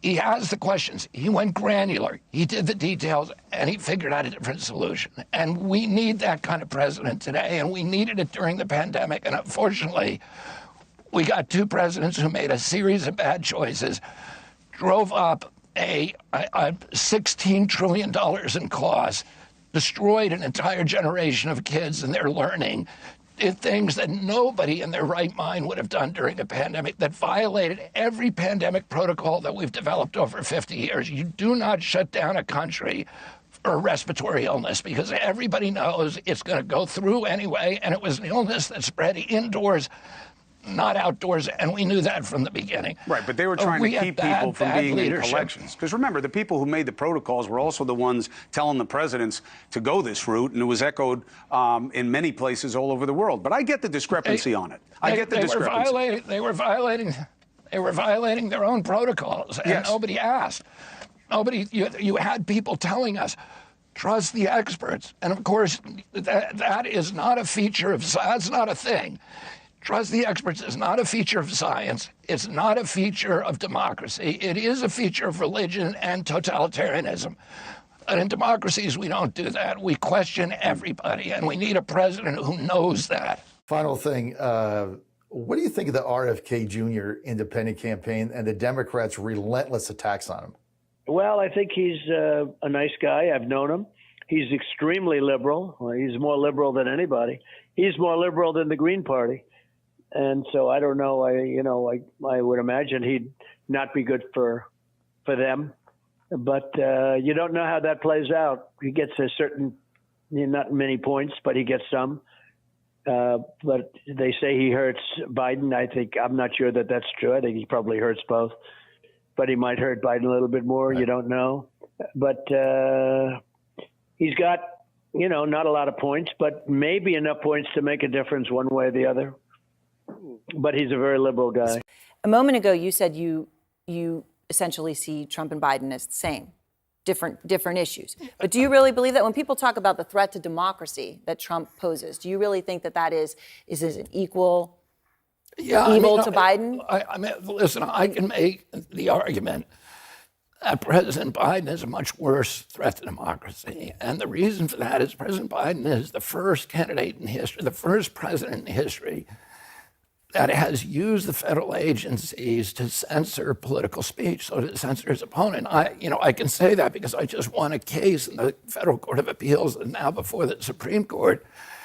It shows that he started censoring not just me. 37 hours after he took the oath of office, he was censoring me. No president in the country has ever done that. The greatest threat to democracy is not somebody who questions election returns, but a president of the United States who used the power of his office to force the social media companies, Facebook, Instagram, Twitter, to open a portal and give access to that portal to the FBI, to the CIA, to the IRS, to CISA, to NIH, to censor his political critics.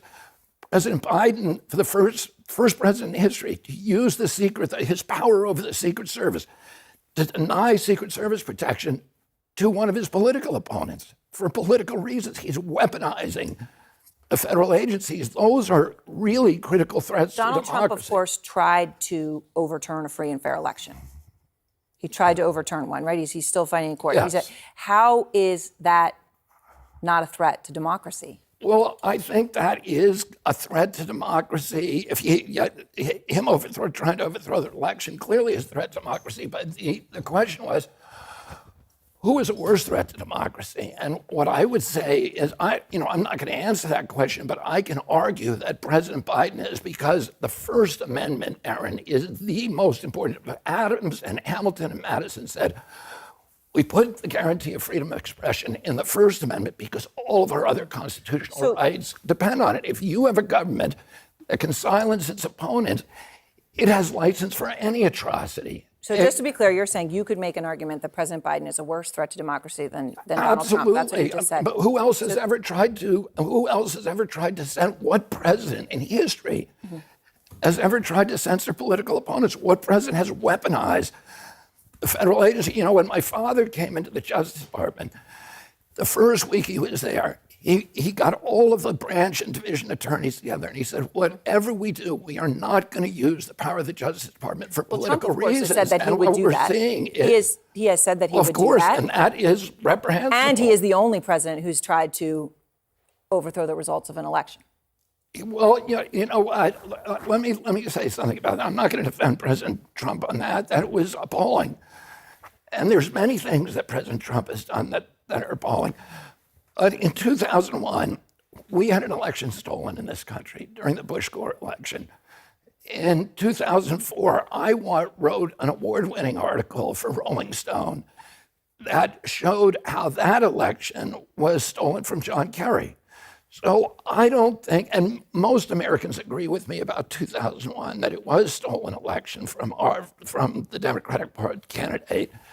So I don't think people who say that the election is stolen, not that we shouldn't make pariahs of those people. We shouldn't demonize them. We shouldn't vilify them. What we should be doing is saying, let's all get together, Republicans and Democrats, and fix the election system so that it cannot be fixed, so that we're the exemplary democracy of the world. We ought to, Las Vegas, let me tell you this, Las Vegas is built on machines that can count and never make mistakes.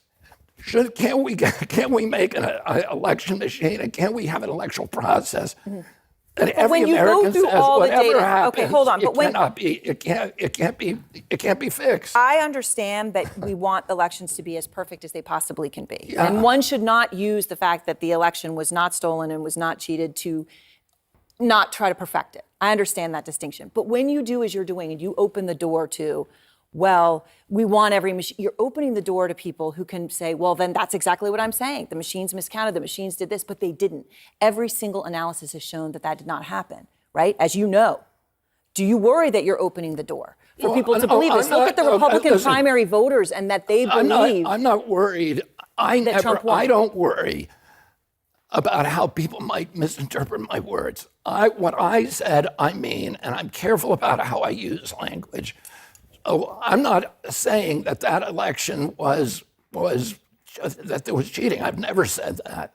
What I've said is that there are problems, particularly, Aaron, if you don't have paper ballots. The election machines can be fixed in various ways, and that's just a fact. What we ought to have is we ought to have machines, and we ought to have paper ballots at the same time, and we ought to have a very low threshold to get a recount of the paper ballots, and that just makes sense. It's common sense, but if we implement that in every jurisdiction, you're not going to have problems where Americans at each other's throats. I mean, so you're talking about a technical thing, like instead of having 0.5% be the trigger for a recount, you would put it even lower. I mean, that's the sort of reform you're talking about here. Whatever. I'm not choosing a particular threshold, but a threshold that makes sense. That's a very low threshold where you get a recount if there's some question. So, and that's, I don't think I'm saying something that's controversial. I'm saying something that I think most Americans, virtually any American, would agree with. Let's have an election system that even 10% of the Americans who are crazy people, that even they won't question, because our election system is the best election system in the world. And nobody, Vermont, for example, has a very, very good election system. Nobody ever questions the Vermont election system. And we ought to be able to do the same thing in every state. We are supposed to be the template for democracy in every country in the world. Let's make sure we put a man on the moon. We've had all these accomplishments. Let's make sure we have a system that nobody is questioning, even crazy people. People are always going to question it, though. Well, they're always going to question it, and that you want to narrow the margin of people who are questioning it to as much as possible by giving nobody any kind of legitimate claim about it. And that's all I'm saying. And what I'm saying is I'm not saying that President Trump won the election or that President Biden. I've never said anything or suggested anything like that. All I'm saying is let's focus on the issues that bring people together.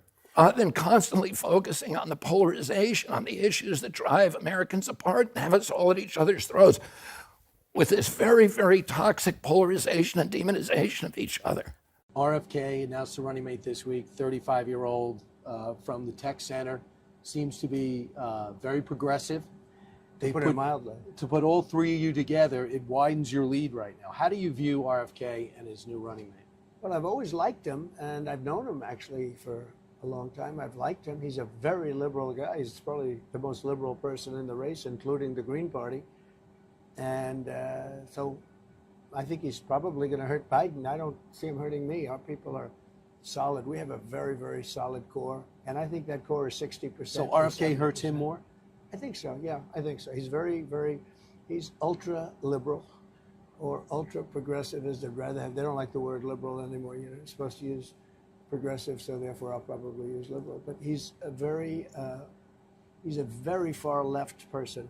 Very, very. I think the most in the race. A lot of people were thinking, well, maybe he's going to hurt Trump. I don't see it. Once they see his record, they're going to understand how far left he is. He's a radical left person. And again, I've known him for a long time. I understand him. I like him. I get along with him.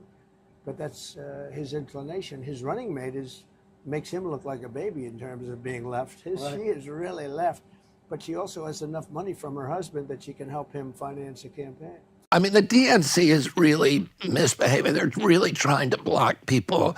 Yeah, they try to block you, right? They try to block me. They try to block Trump, and I'm not a fan of Trump's, but I want to be on a level, battlefield with him. I don't want to beat him because a court threw him out. I want to beat him because I'm able to make the argument to the American people that I should be president, and I have a debate and that kind of stuff. I don't think it's good for our country. I don't think it's good for the DNC. I think this persecution that the DNC has leveled, that people see that as unfair. Americans just viscerally are saying this guy is being attacked, and it's moving huge numbers of voters over to him because they're pissed at what the DNC is doing. Yeah. It's also terrible for America, who are supposed to be the exemplary democracy around the world. This is what they do in banana republics. Yeah. You don't want to run against the guy because he's popular. So you get a judge to throw him out. Yeah. That's a great comparison. And, it's not America. Yeah. And they're doing the same thing to me. They're trying to make sure that nobody can vote for me rather than having President Biden come out and say, here's why I think I should be a good president. Yeah. And here's why I think you shouldn't be. And let's have that discussion. Yeah.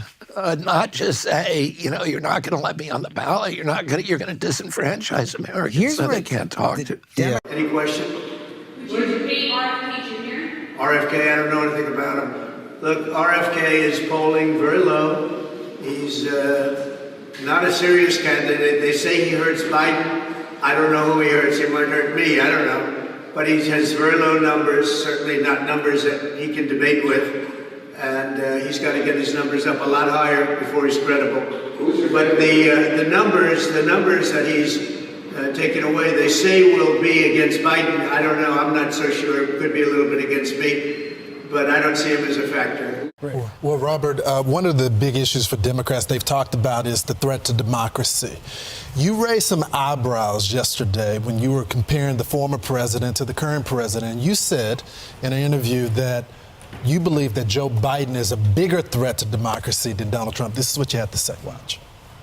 When people talk about the threat to democracy that Trump poses, do you really think that is an equal evil to Biden? I mean, listen, I can make the argument that President Biden is a much worse threat to democracy.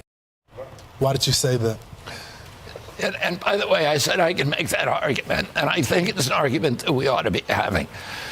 President Biden has done something that no other president in history has done, which is to order media, particularly the social media, Facebook, Twitter, Instagram, YouTube, Google, to censor his political opponents. And I can say this because I just won a lawsuit in the Federal Court of Appeals now before the Supreme Court, because he began censoring me 37 hours after he took the oath of office, swearing to defend the Constitution.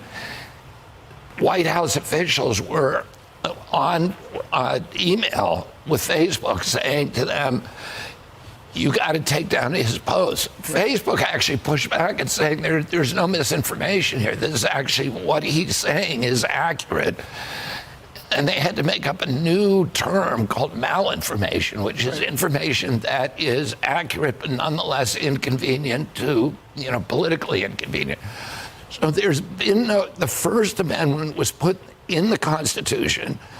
Madison, Hamilton had it, said we put it, free expression, the guarantee, the First Amendment, because all the other rights are dependent on it. If you have a president who can censor his political opponents, he is the license for any kind of atrocity. That is a genuine threat to our democracy. I think, what President Trump said about, about questioning the election and to the extent that he engaged in an effort to overthrow that, of course, that's a threat to democracy, but it is not the worst threat, undermining the First Amendment of our Constitution and then weaponizing the federal agencies to get his opponents off the ballot.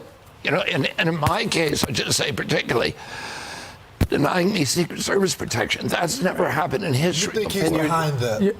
What? Do you think Joe Biden is behind? Of course he is. Does he know that your dad was assassinated? He has a bust of my father behind him at the Oval So how does he sleep at night?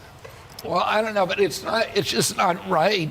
All of these the use of the courts, the use of prosecutors, the use of all these federal agencies to change our political landscape is wrong, and we should be debating about it. You know what President Biden did with his censorship project is he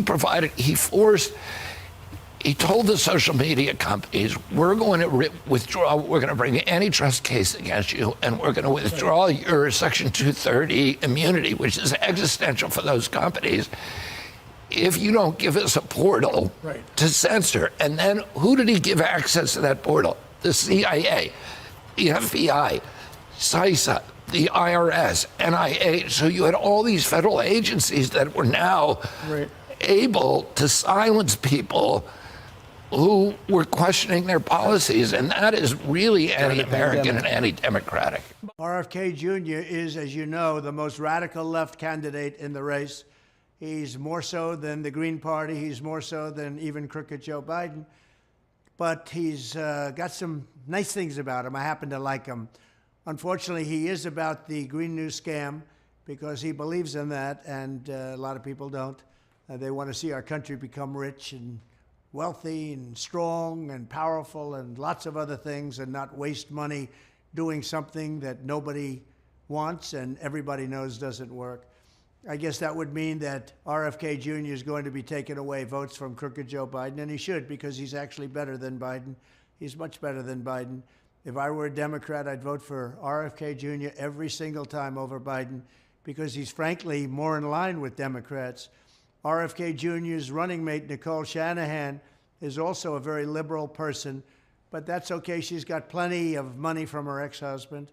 Kennedy is a radical left Democrat and always will be, but he's a better man than Joe Biden, that I can tell you. It's great for MAGA. I hope he continues to run, but the communists will make it very hard on him to get on the ballot, as they did for him as a Democrat. He wanted to get on the ballot. They made it very, very difficult for him. They really went after him viciously, just like they go after me. Welcome to the crowd, RFK Jr. But the fact is that the Democrats are vicious, communist, fascists. They're horrible people. They really hurt him badly, what they did to him as a Democrat. That's why he's running as an independent. But expect him to be indicted any day now, probably for environmental fraud. He is crooked Joe Biden's political opponent, not mine. Biden can't speak. Biden can't debate. Biden can't put two sentences together. So I guess he's probably going to indict RFK Jr.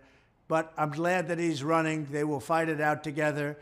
We have the right and we have the center, and we have even center a little bit left, if you can believe it or not, because that group is radical left. They want windmills. They want all sorts of things that are going to destroy our country, and we're not going to allow it. If you want to drive an all-electric car for a half an hour before you have to go home and get it charged, then you should vote for Joe Biden. But it's going to be interesting to watch the two of them fight it out. I do believe that RFK Jr. will do very well, and I do believe he's going to take a lot of votes away from crooked Joe Biden. Thank you very much.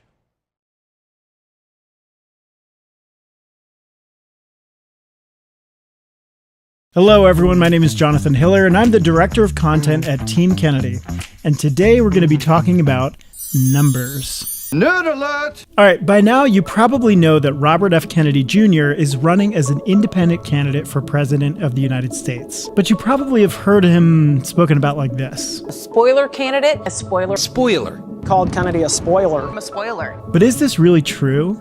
I mean, is Bobby really a spoiler in this election? We looked into it, and now we have the answers. Now, the preface here is that most polls are conducted by mainstream media outlets, and typically they have 1,000 to 3,000 or so respondents per poll. And most of those polls have about a plus or minus 3% margin of error. Well, we conducted a nationwide poll of over 25,000 respondents, and our margin of error was 0.6%. That makes it by far the most accurate predictor of the 2024 election that we have thus far. All right, let's dive into the maps. This is the head-to-head matchup between Biden and Trump. Trump with 294 and Biden with 244. Trump wins by 50 electoral votes. And if you're a political nerd like myself, you know that that is not very close. And with Bobby as a third-party candidate, Biden only picks up 2 additional states, so he still loses to Trump. All right, now here is where it gets very interesting. In a head-to-head matchup, Robert F. Kennedy Jr. wins 367 electoral votes versus Joe Biden's 171. Now that is what we call a landslide. And what's even crazier about these numbers is when you look at the ad spend of these 2 campaigns. Biden has spent over $36 million in advertising since October 1st, and we have spent a little over 2. Now, the next head-to-head matchup that we pulled was Bobby versus Trump. Obviously, this is a very close election, but Bobby still wins. All right, so to recap, Biden cannot beat Trump in a head-to-head race, and it is not close. Biden cannot beat Trump in a 3-way race, and it's still not very close. Bobby wins in a landslide against Biden head-to-head, and Bobby beats Trump head-to-head. So wait, who is actually the spoiler here? Because a spoiler is a non-winning candidate whose presence on the ballot affects which candidate wins. A non-winning candidate affecting a possible winning candidate. So if you do not want to see Donald Trump become the next president of the United States, there is only one candidate running who has the power to beat him, and it is Robert F. Kennedy Jr.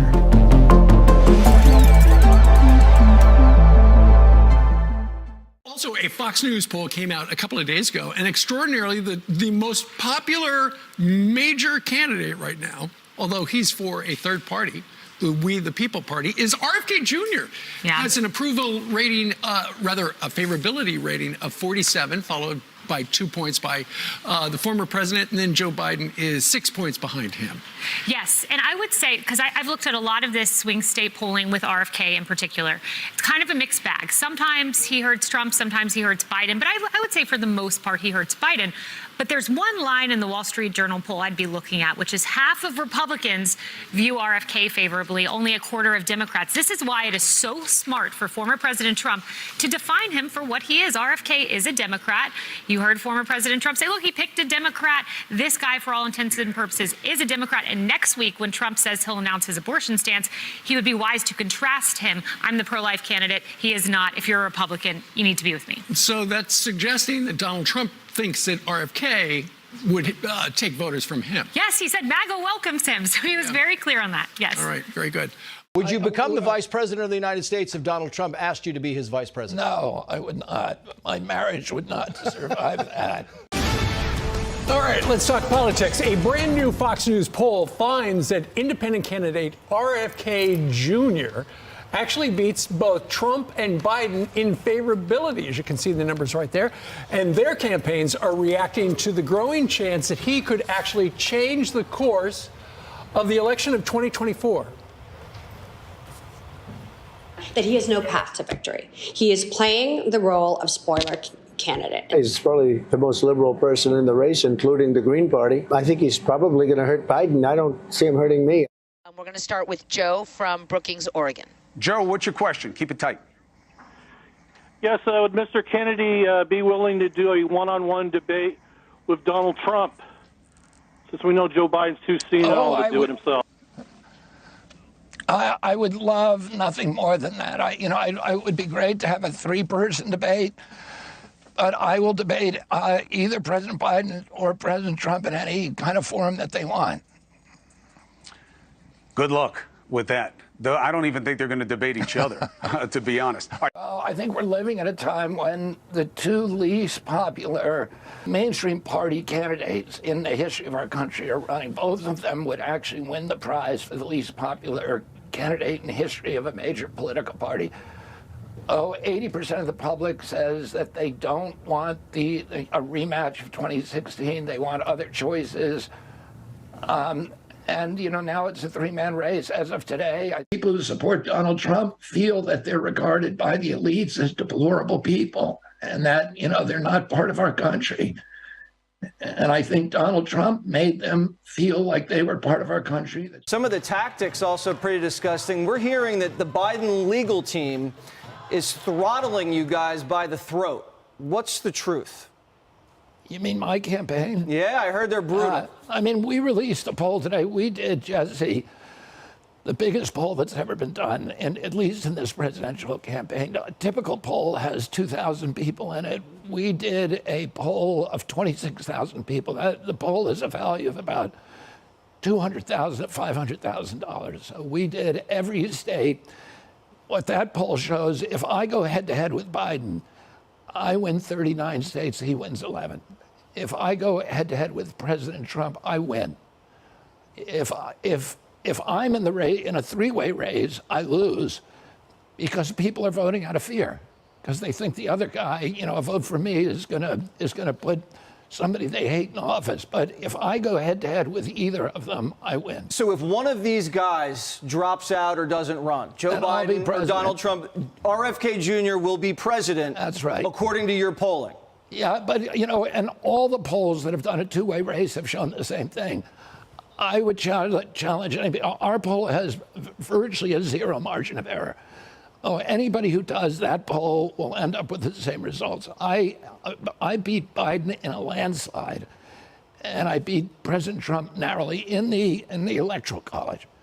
And that's really what you want to look at, the Electoral College. But I win them. I beat them both in the general electorate and in the Electoral College. Are you going to get on the debate stage with these two guys? And if you do, what's the strategy? Well, there's no compulsory debate. President Trump has challenged President Biden to debate, which I think is a good thing. The debates are scheduled. There's 3 debates that are scheduled beginning on September 18th. I should have a spot in those debates because my polling up till now has beat those metrics. But you don't know because neither of them, the law allows them to not debate. It's never been done before. But how would you do it? I mean, you got one guy over here, you got another guy over here, and what are you going to say? You're going to be like, hey, it's my turn. I'm going to say, what were the two of you doing when you ran up $34 trillion debt? You two alone ran up half of it.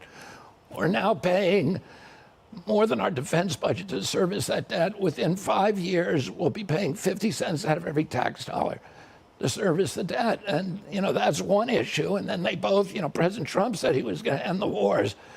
President Biden loves every war that he sees, but President Trump last week gave a bear hug to Biden and to Speaker Johnson and approved $61 billion to Ukraine.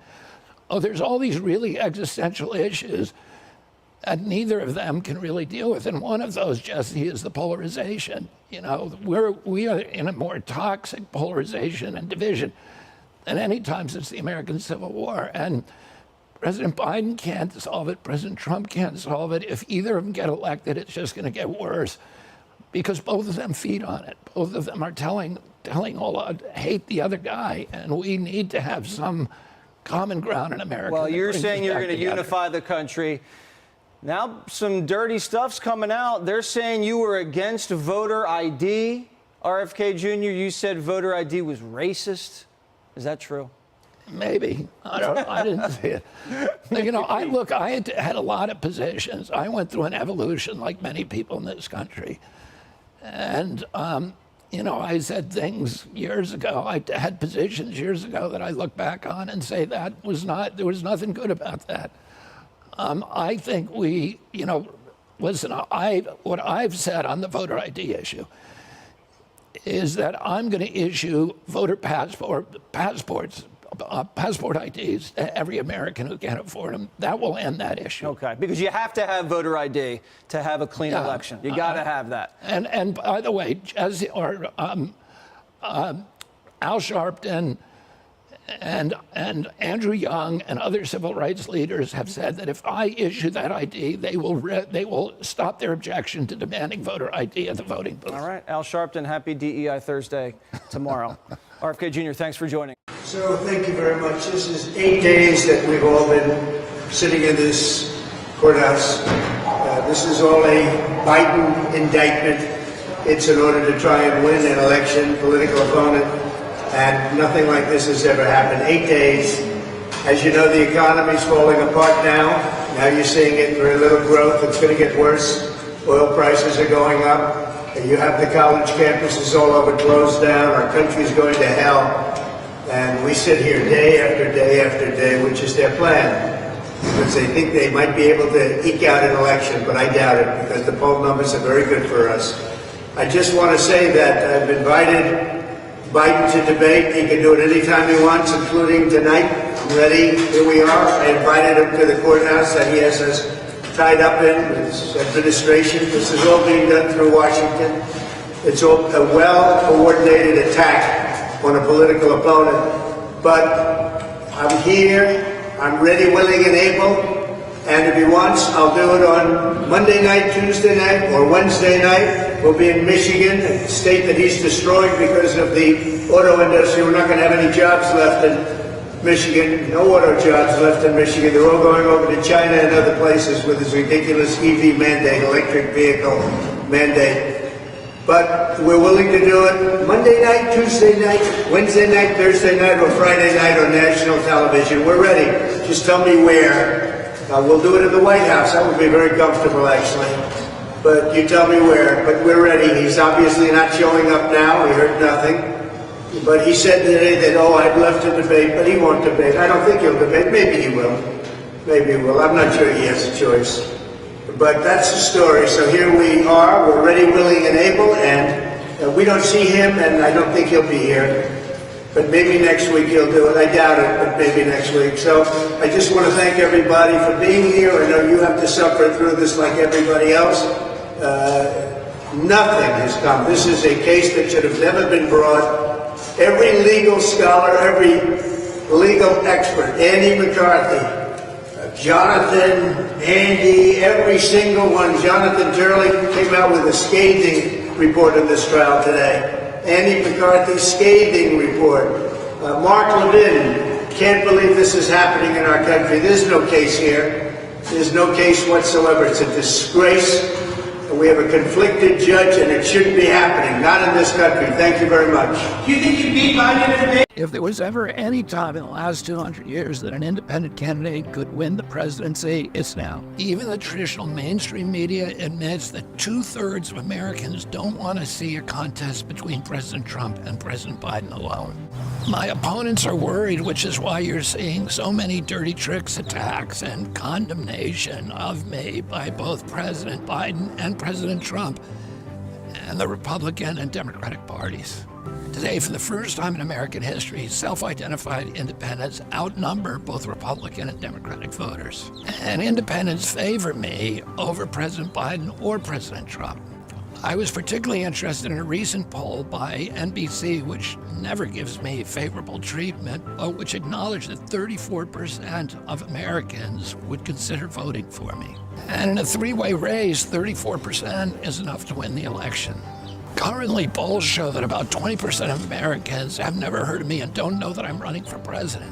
So we have some work to do to get the word out about my campaign, but we also have a tremendous amount of headroom. Virtually everybody in our country knows that President Biden and President Trump are running, so they don't have much room to grow their supporters, and very few people are likely to change their minds about who among those two is the lesser of two evils. And keep in mind that when pollsters publish their surveys, they exclude those people who they consider unlikely voters. Based on historical records, they consider young people highly unlikely to vote. But what would happen if young people actually became excited about a candidate, as has happened in the past? They could provide a decisive margin of victory to my campaign. During the civil rights movement and the Vietnam era, young people who had never voted before in great numbers suddenly began voting in overwhelming numbers, and they changed the national debate. And guess what? Young people support me at a much higher margin, and they support either President Trump or President Biden.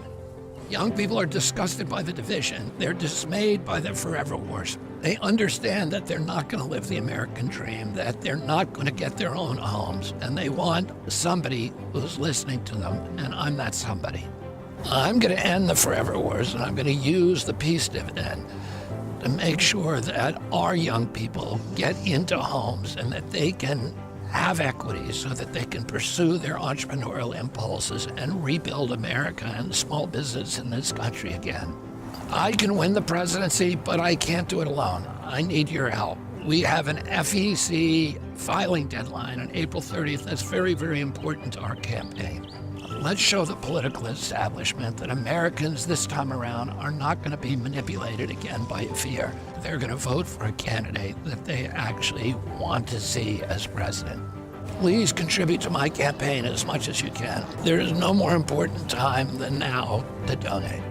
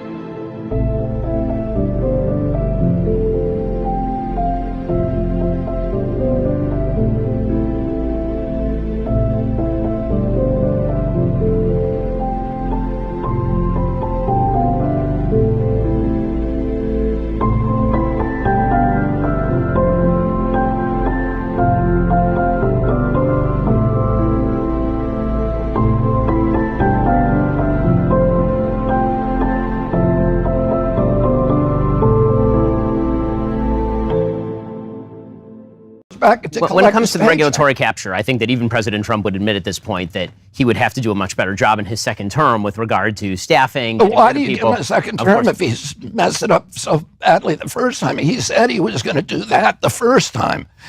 If I had been president, I would have done it. He was able, and even when he knew what was wrong, he said, well, I'll never lock down this country.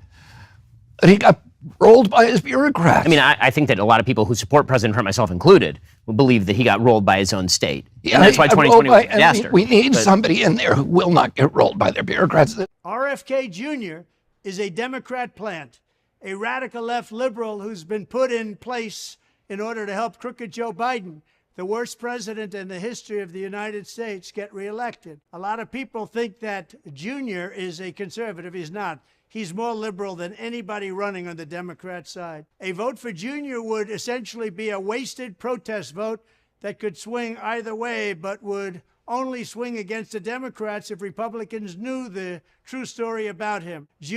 is totally anti-gun, an extreme environmentalist who makes the Green New scammers look very conservative by comparison. A big-time taxer, he wants to tax you. An open border advocate. He wants those borders to be wide open for more people to come in from prisons and mental institutions. And he's anti-military and he's anti-vet. He's an extreme liberal. He's radical left, and radicalized also are his family. They'll never allow him to be a Republican. They've said that we will not let him be a Republican. And his chief funder is the VP candidate that nobody ever heard of, except her ex-husband, who's been stripped of a big chunk of his cash, and he knows exactly what she's all about. She's even more liberal than RFK Jr. She puts herself down as a businesswoman or maybe a doctor, and actually she probably is, because she did a hell of a big number on the husband. That's her business. I guess you could say that she's right, however, because what she's done is given a lot of money to the Democrat causes and the ultra-liberal causes. She's going to be a big hindrance, because when people saw that she was selected, they realized that Junior was indeed a radical left.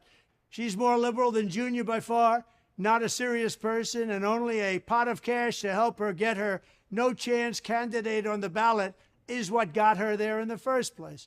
I lived with RFK Jr. in New York and watched him convince Governor Cuomo to make environmental moves that were outright nasty and really bad for the state.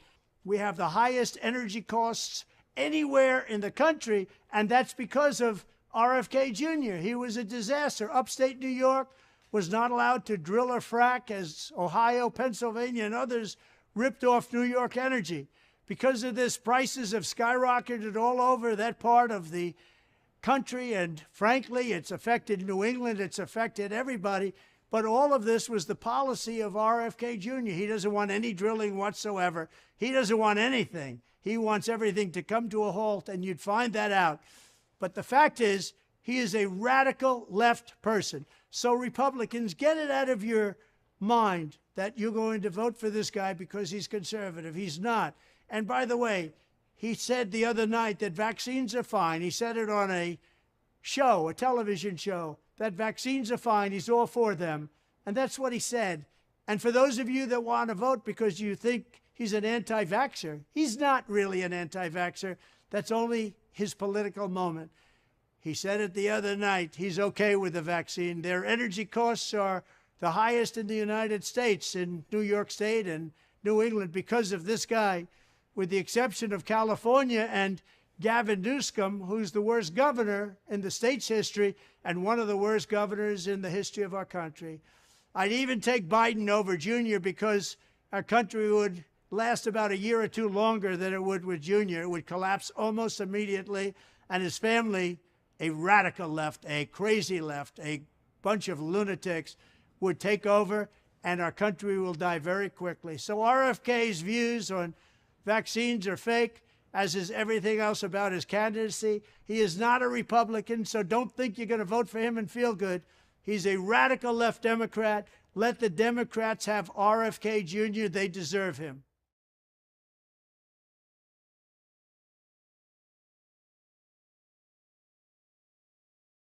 You're calling for a debate with President Trump.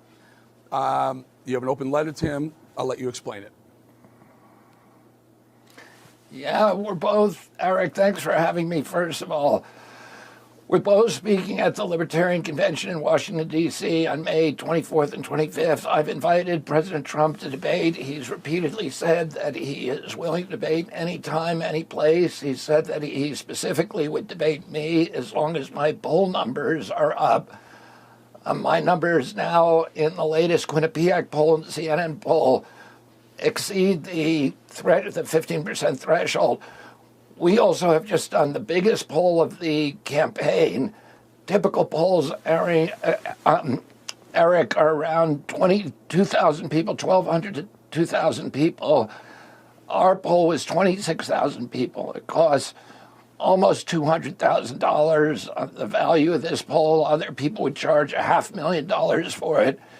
It is so large that it has virtually a zero margin of error. And that poll shows, we did head-to-head races, and that poll shows that in a head-to-head race, I beat President Trump narrowly, and that I beat President Biden in a landslide.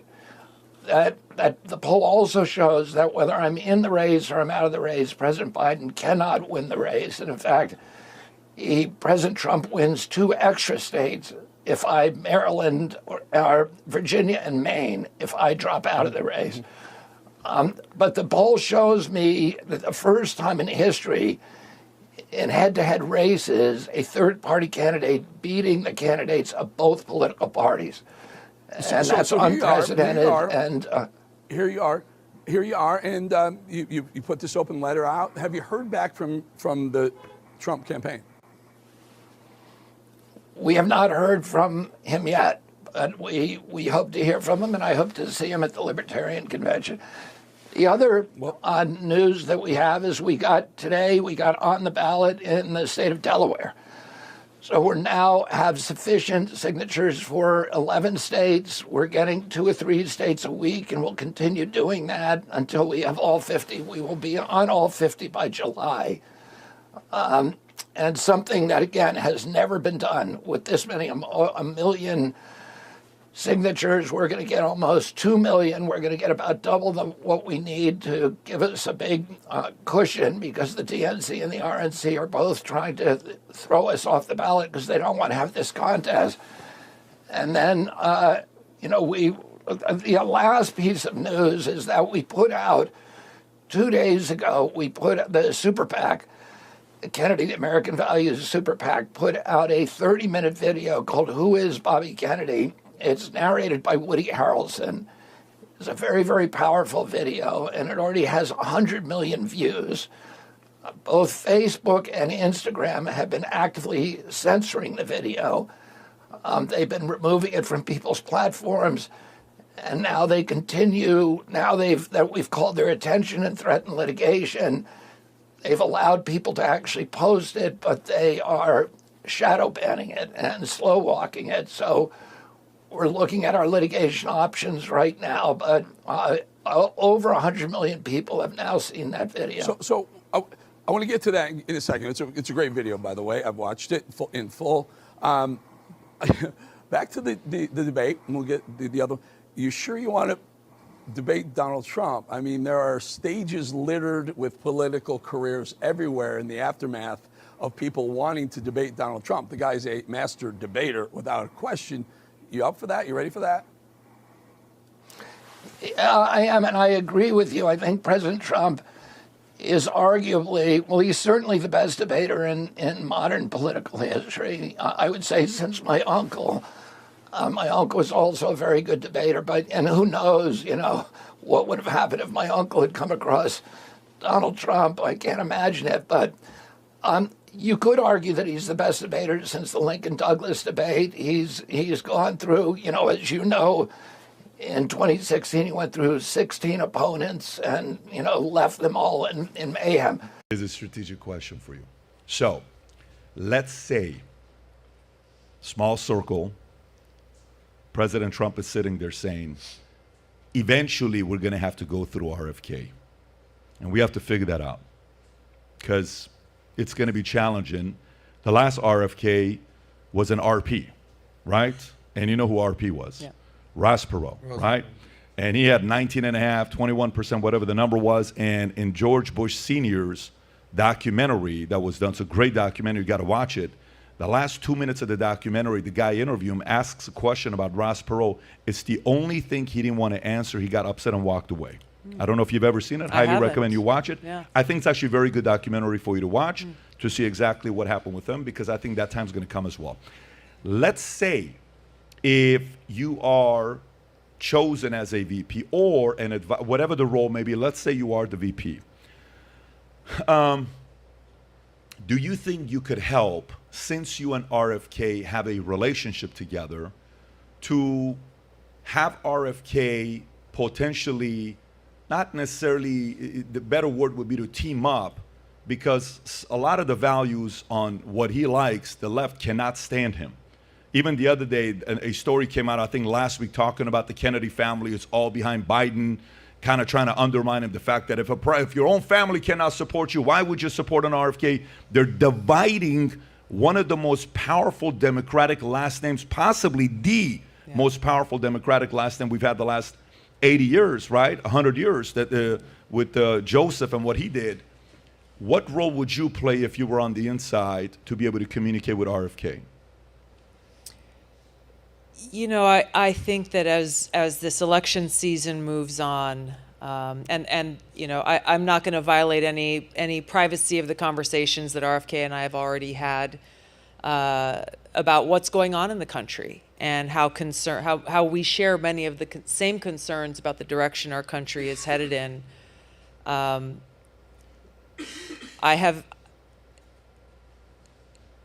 If it gets to that point where it appears that RFK's candidacy would help return Joe Biden to the White House, my hope would be that he would recognize that and shift course to make sure that that doesn't happen. And you think you have enough of a relationship or influence for him to consider that? We are good friends, but as you know, he is his own person. Right.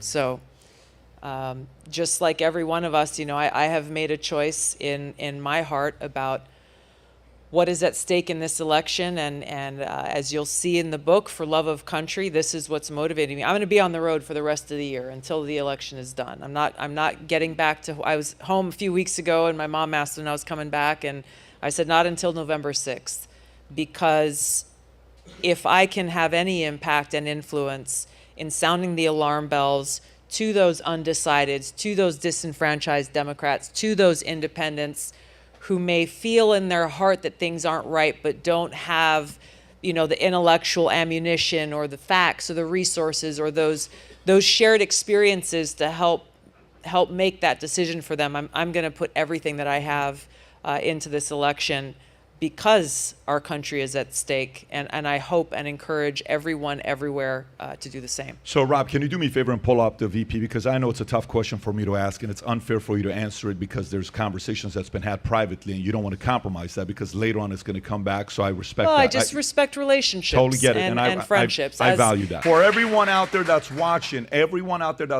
Tulsi is officially on Minect. Rob, if you can show her Minect, the first 50 people that Minect with Tulsi, we will send you a copy of the book as well signed. We bought copies to get it out there because we are so confident in her message being out there. We feel more people need to hear from her. So the first 50 that Minect with Tulsi, ask her whatever questions you got, and those 50 names we're going to send you a copy. Just make sure you're in America. If you're anywhere else outside of America, we're not shipping to you. If you're not in America, don't do the Minect. Only in America will ship the copy to your first 50 states. Thank you for that. So if you like this clip and you want to watch another one, click right here. And if you want to watch the entire podcast, click right here.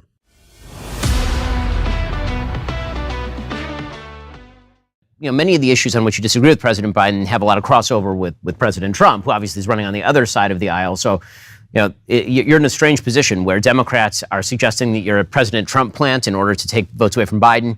Some members of the Trump camp are claiming that you're a Biden plant in order to take away votes from President Trump. Why not support President Trump as an alternative to President Biden? Yeah, I don't see it that way. I think that President Biden and President Trump are much more like each other than most people, and Democrats and Republicans like to acknowledge. And let me say this, because that's going to be a controversial statement.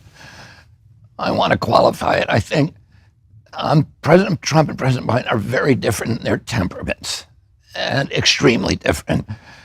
They're different in their professed ideologies. They're different in their personalities and their rhetoric. But the issues that they differ on are in a very, very narrow band. They're mainly culture war issues. They're abortion, it's guns, the border, woke ideology, those kind of transgender stuff. Some of them very, very important issues. The border is the only one that I would say is even vaguely existential.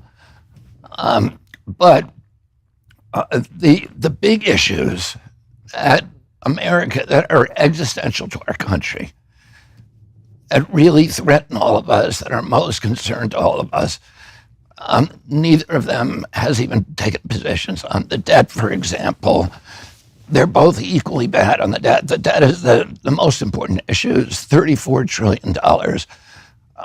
The service on that debt is now larger than our defense budget, and our defense budget is larger than the next 10 defense budgets for the next 10 countries in the world all put together. So that is, and President Trump and President Biden are largely responsible individually for that debt. President Trump ran up the biggest debt in history. He put $8 trillion on that number. And that is more than all the presidents in 283 years of history before him. And President Biden put almost that much on it. So within 5 years, 50 cents out of every dollar that is collected in taxes is going to go to servicing the debt. Within 10 years, and particularly if interest rates rise, within 10 years, 100% of every dollar collected in taxes will go to servicing the debt. So this is really an existential crisis for our country, and you don't hear President Biden or President Trump ever talk about it. you do seem at times to be warm towards President Trump, and he is clearly warm towards you. And I would definitely disagree with that. He just called me a radical effing liberal. But he also said you're a common sense guy, and you guys in public have exchanged warm words. I think that's fair. And you said you're proud that he likes you. I've said good things about President Biden, too. And Biden's fine. And my friend. But here's where I'm going with the Trump thing. You endorsed his opponent in 2016, correct? Hillary. Yes. Yeah. Right. What since 2016, in his first term, and then him refusing to leave office peacefully, and January 6th, and everything since then, has made you warmer towards him? I mean, you went from supporting Hillary Clinton against him in 2016 to now, however you want to describe it, the way you talk about him now. Can you explain that for us? Well, I can explain to you that I'm running against him, so obviously I don't want him to be president of the United States, and I don't think he did a good job. And if you go look at my speeches, my statements, I am not mean-spirited. Sure, okay. I don't try to feed into the vitriol and the anger and the polarization. I try to respect people. One, because of the office they held, the presidency of the United States. I always call President Trump, President Trump. I call President Biden, President Biden. I treat them civilly, but I criticize their policies. And I think President Trump's and President Biden's administrations have been catastrophic for this country. They've run up a $34 trillion debt. Would you say roughly equally catastrophic? I would say they're both been catastrophic. But similar? In their own way. But similar? In their own way. Because here's why people... You're trying to get me to quantify it so that you can win a debating point, and I'm not going to do that. It's not a debating point. Hold on. It's not a debating point. There's a big choice coming down, and you are now inserting yourself, as you have the legal right to do, as a candidate for office. Exactly. But you're someone who, again, in all fairness, was giving these speeches against Nader for this kind of thing, was supporting Clinton against Trump, saying this is the danger of Trump. And now people hear you, and this is a chance to talk about it, but people hear you as very similarly to Nader saying it's a pox on both houses, lesser of two evils, what others call false equivalency. I want to play for you some of what Donald Trump... Wait, and then I'll let you respond, but I made this for you. This is some of what Donald Trump stands for and why people hear you, Robert F. Kennedy Jr., talk about false equivalence. This is all debating tricks. You're lighting. There's not a trick at all. You're lighting fires faster than I can put them out. Every single thing you say, I can answer. It's not Give me a okay. chance to So answer. take a listen to this, and you'll get the floor. Look at why people say, "How can you say Biden and Trump are similarly catastrophic or both catastrophic, quote unquote?" Take a look. They were both catastrophic. Both catastrophic, quote in unquote. different ways. Knock the crap out of them, would you? Seriously. I will pay for the legal fees, I promise. Very fine people on both sides. These aren't people. These are animals. Proud Boys, stand back and stand by the radical left thugs that live like vermin within the confines of our country. I said I want to be a dictator for one day. It's nice to have a strong man running your country. People are concerned not that this is Nader 2.0, but that you are using the platform and the following you have to suggest that they're both catastrophic and they're similar, and that you, they say, are ignoring not only the policy difference, but the actual possible democracy and autocratic threat of Donald Trump if he wins again. Perhaps thanks to you, your response. Yeah, I never said that. So, like I said, I think both of them did bad things to our country. I think both of them contributed. President Trump, more than any president in history, built $8 trillion after coming in and promising the country that he was going to run the government like a business. He shut down every business, 3.3 million businesses with no due process, no just compensation. That's a violation of the Constitution. He ran up an $8 trillion debt. More money he spent than every president between George Washington and George W. Bush, 283 years. President Biden is racing to catch up with him. He's added $1 trillion in the last 100 days. We're now spending more for our national debt, our $34 trillion debt, and we are on our defense budget. Just to service that debt, within 5 years, 50 cents out of every dollar that we collect in taxes is going to go to servicing the debt. Within 10 years, 100%. It's not sustainable. They're both catastrophic. Neither of them can solve that problem. Let me tell you something else they can't do. Neither of them can end the vitriol that you are trying to pump up right now. I understand. What have I said that's vitriolic? What have I said that's You're vitriolic? saying to me that I need to take a side and say one person. No, I'm asking you about, you're running for president, Yeah. a big job, and I'm asking you about what people say out there. You told me I would have the floor. You told me. Yes, I did. After you get but you your just long, long you just speech. suggested that I am perpetrating vitriol, and I asked you to substantiate that. What have I said today that is vitriolic? Let me finish what I'm saying. Okay. What I said when I announced a year ago is that we are facing a time in our history, Harry, that is more, and I think you'll agree with this, you are a student of history, that is more vitriolic, more polarized, more poisonous than at any time since the American Civil War. And it's all being amplified by the social media algorithms. And it's hard to see a way out of that if somebody doesn't come along and say, I'm not going to participate in that. And even if people act crazy on both sides, I'm not going to be part of that craziness. I'm going to try to talk about the issues that people care about. In fact, the fact that 57% of Americans can't put their hands on $1,000 if they have an emergency in their family. That cohort, if the engine light comes on in their car, it's the apocalypse. There's more than half of our countrymen. And these two presidents have created that situation. More than 50% of the people in this country are making $5,000 less than the cost of basic human needs. Well, and we're embroiled in forever wars. So when you neither mention of these guys can get us out of. I think President Trump is arguably, well, he's certainly the best debater in modern political history. I would say since my uncle. My uncle was also a very good debater, and who knows, what would have happened if my uncle had come across Donald Trump. I can't imagine it, but you could argue that he's the best debater since the Lincoln-Douglas debate. He's gone through, as you know, in 2016, he went through 16 opponents and, left them all in mayhem. There are now 2 debates between you and President Biden, but if RFK Jr. qualifies to be on that stage, will you still participate? Well, I have no problem with him. I think he's really not doing well in the polls at all. His numbers have gone down a lot lately, but I would have no problem if he got whatever the threshold is. But he's very low, and he seems to be heading in the other direction, in the wrong direction. I would have no problem with it, though. If he qualified, I would have no problem. You're calling for a debate with President Trump. You have an open letter to him. I'll let you explain it. We're both speaking at the Libertarian Convention in Washington, D.C. on May 24th and 25th. I've invited President Trump to debate. He's repeatedly said that he is willing to debate anytime, any place. He said that he specifically would debate me as long as my poll numbers are up. You sure you want to debate Donald Trump? I mean, there are stages littered with political careers everywhere in the aftermath of people wanting to debate Donald Trump. The guy's a master debater without a question. You up for that? You ready for that? I don't underestimate President Trump, but I think I'm uniquely able to confront him on issues that nobody has confronted him on. He has now been 4 years in the presidency.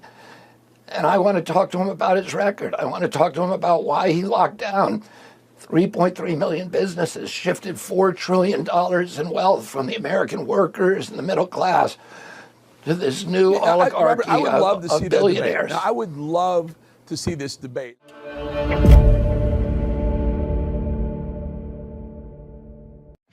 This was done by the Biden administration in order to wound or hurt an opponent, a political opponent. Mr. President, can you tell us, sir, Donald Trump refers to himself as a political prisoner and blames you directly. What's your response to that, sir?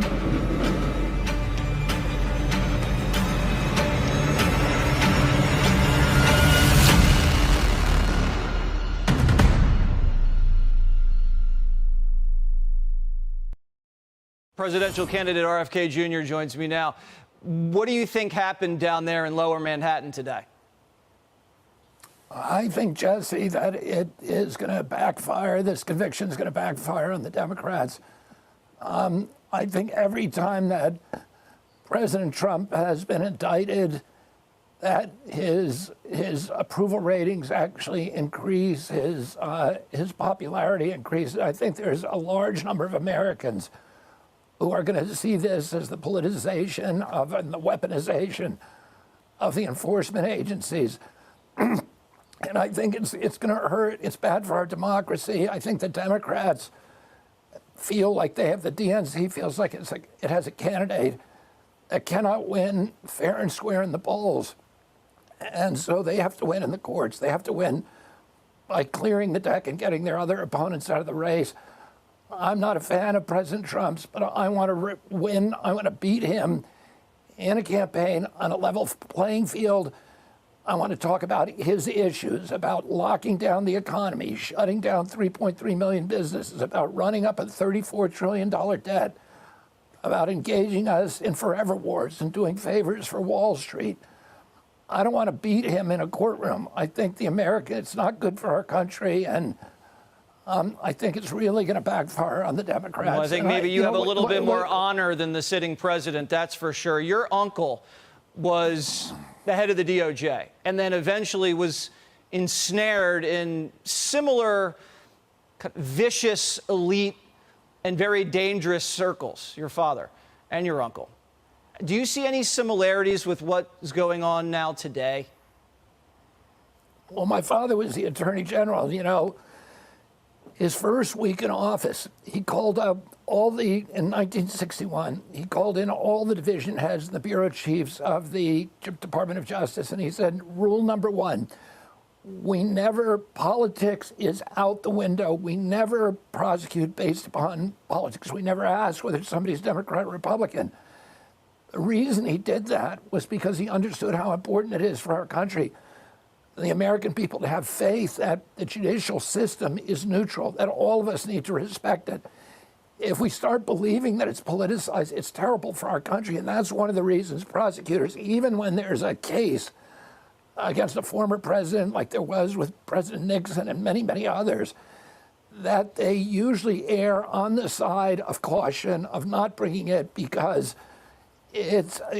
we risk making ourselves look like a third world country, like a banana republic, where nobody really actually runs the election. If there's somebody who's going to run against you, you get rid of them one way or another. And and this was part of our history in England when the king was running it, he'd choose his prime minister and his parliament members, and people who ran against them, he would lock them up. So this was a sensitivity that we had from the beginning, that we need to be very, very careful about separation of powers. Well, RFK Jr., you know why that they're getting away with it is because the media lets them. If we had a fair press in the United States, they wouldn't even be tempted to pull these stunts. They wouldn't be trying to incarcerate their rivals and indict people for threatening their power. It's the media that's letting them get away with it because they're just not held accountable in the court of public opinion. Yeah, I agree with that, Jesse. I think there's tribalism in the media, and a lot of them have forgotten what journalism is. A lot of them have forgotten about what integrity is.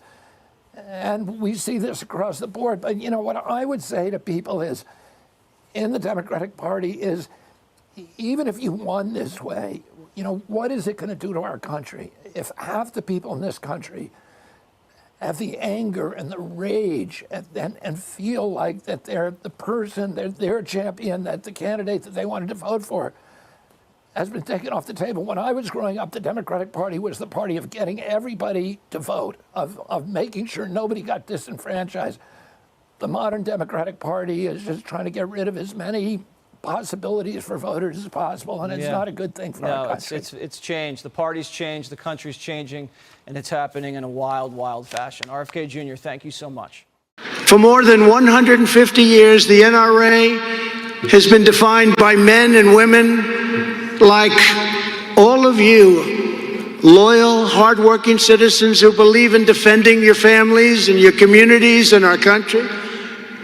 RFK Jr., I call him Junior. By the way, he's radical left. Don't think about it. Don't waste your vote.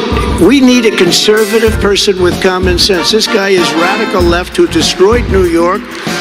They're taking down all of the energy components. We have the highest and all of New England, actually. He's a disaster. He's radical left. RFK Jr. is radical left. It reminds me of this fly that's driving me crazy up here. This fly is brutal. I don't like flies. But RFK Jr. calls you a terrorist group. You know, he calls you a terrorist group. Can't vote for him. You can't, you know. Somebody said, well, they like his policy on vaccine. The other day he said, no, he'll go for the vaccine. He's got no policy on anything. He's radical left. He always has been. His family is angry at him because he's doing this. They won't talk to him because they said, where the hell did this come from? And for some reason, he's getting probably a little bit more. Biden hurting Biden a little bit more. But we can't waste any votes. We have to make sure we win. And I'm meeting, I don't know if you read, but I'm meeting next week, very soon, with the Libertarians, because largely they have so much of what we have. You know, they're also people of common sense, generally speaking. They have a couple of things that are a little different, but we have to join with them because they get their 3% every year, no matter who's running. And we have to get that 3% because we can't take a chance on Joe Biden winning. He's the worst president in the history of our country by far. We can't have.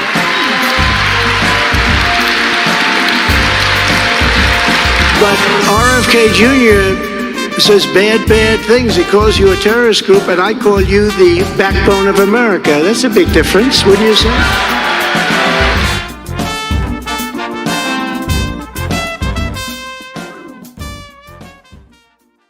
I'm not going to take anybody's guns away. My father was killed by guns. My uncle was killed by guns.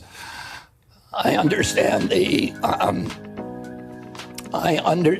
how generationally that gun violence can harm societies or communities. And I also understand there's more in this country and it's intolerable.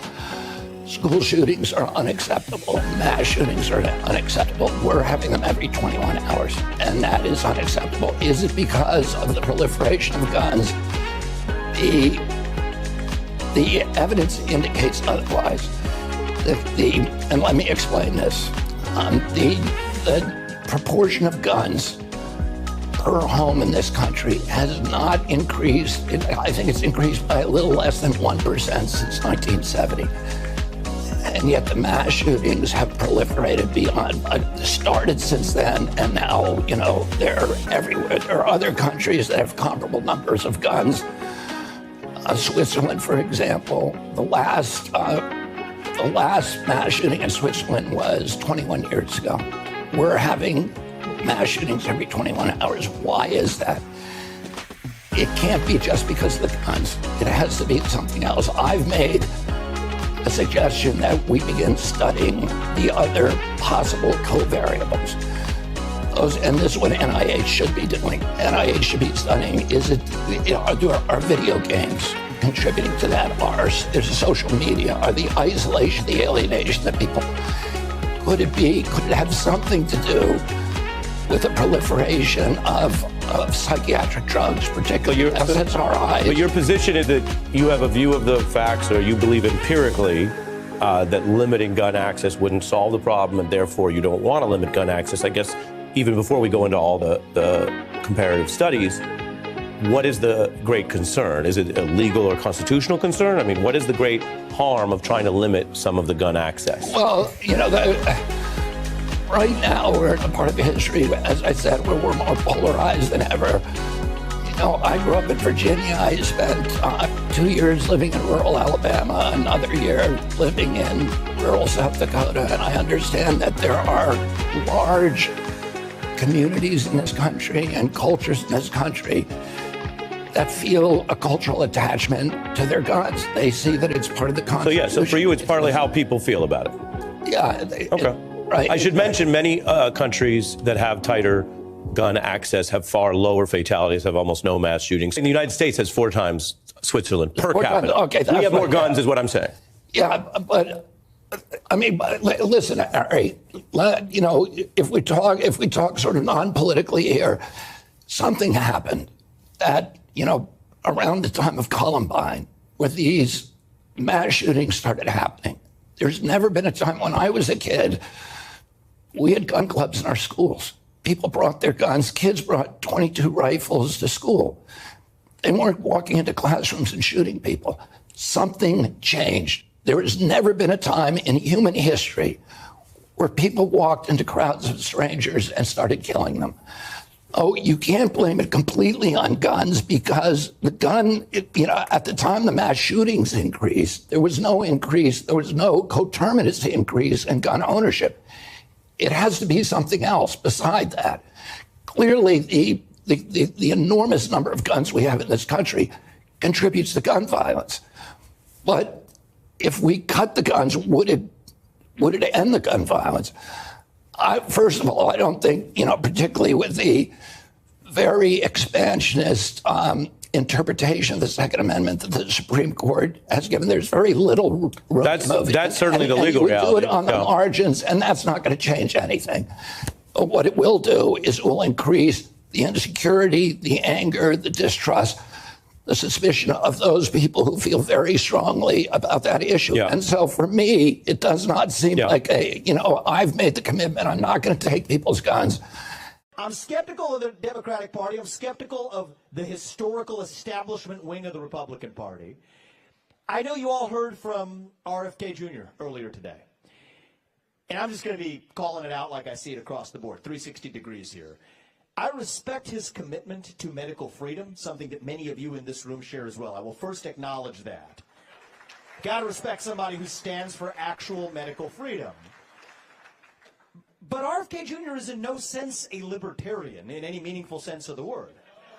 I mean, the fact is, you cannot say you support free speech in this country if you also have, even in the past, advocating for imprisoning those who have spread climate disinformation.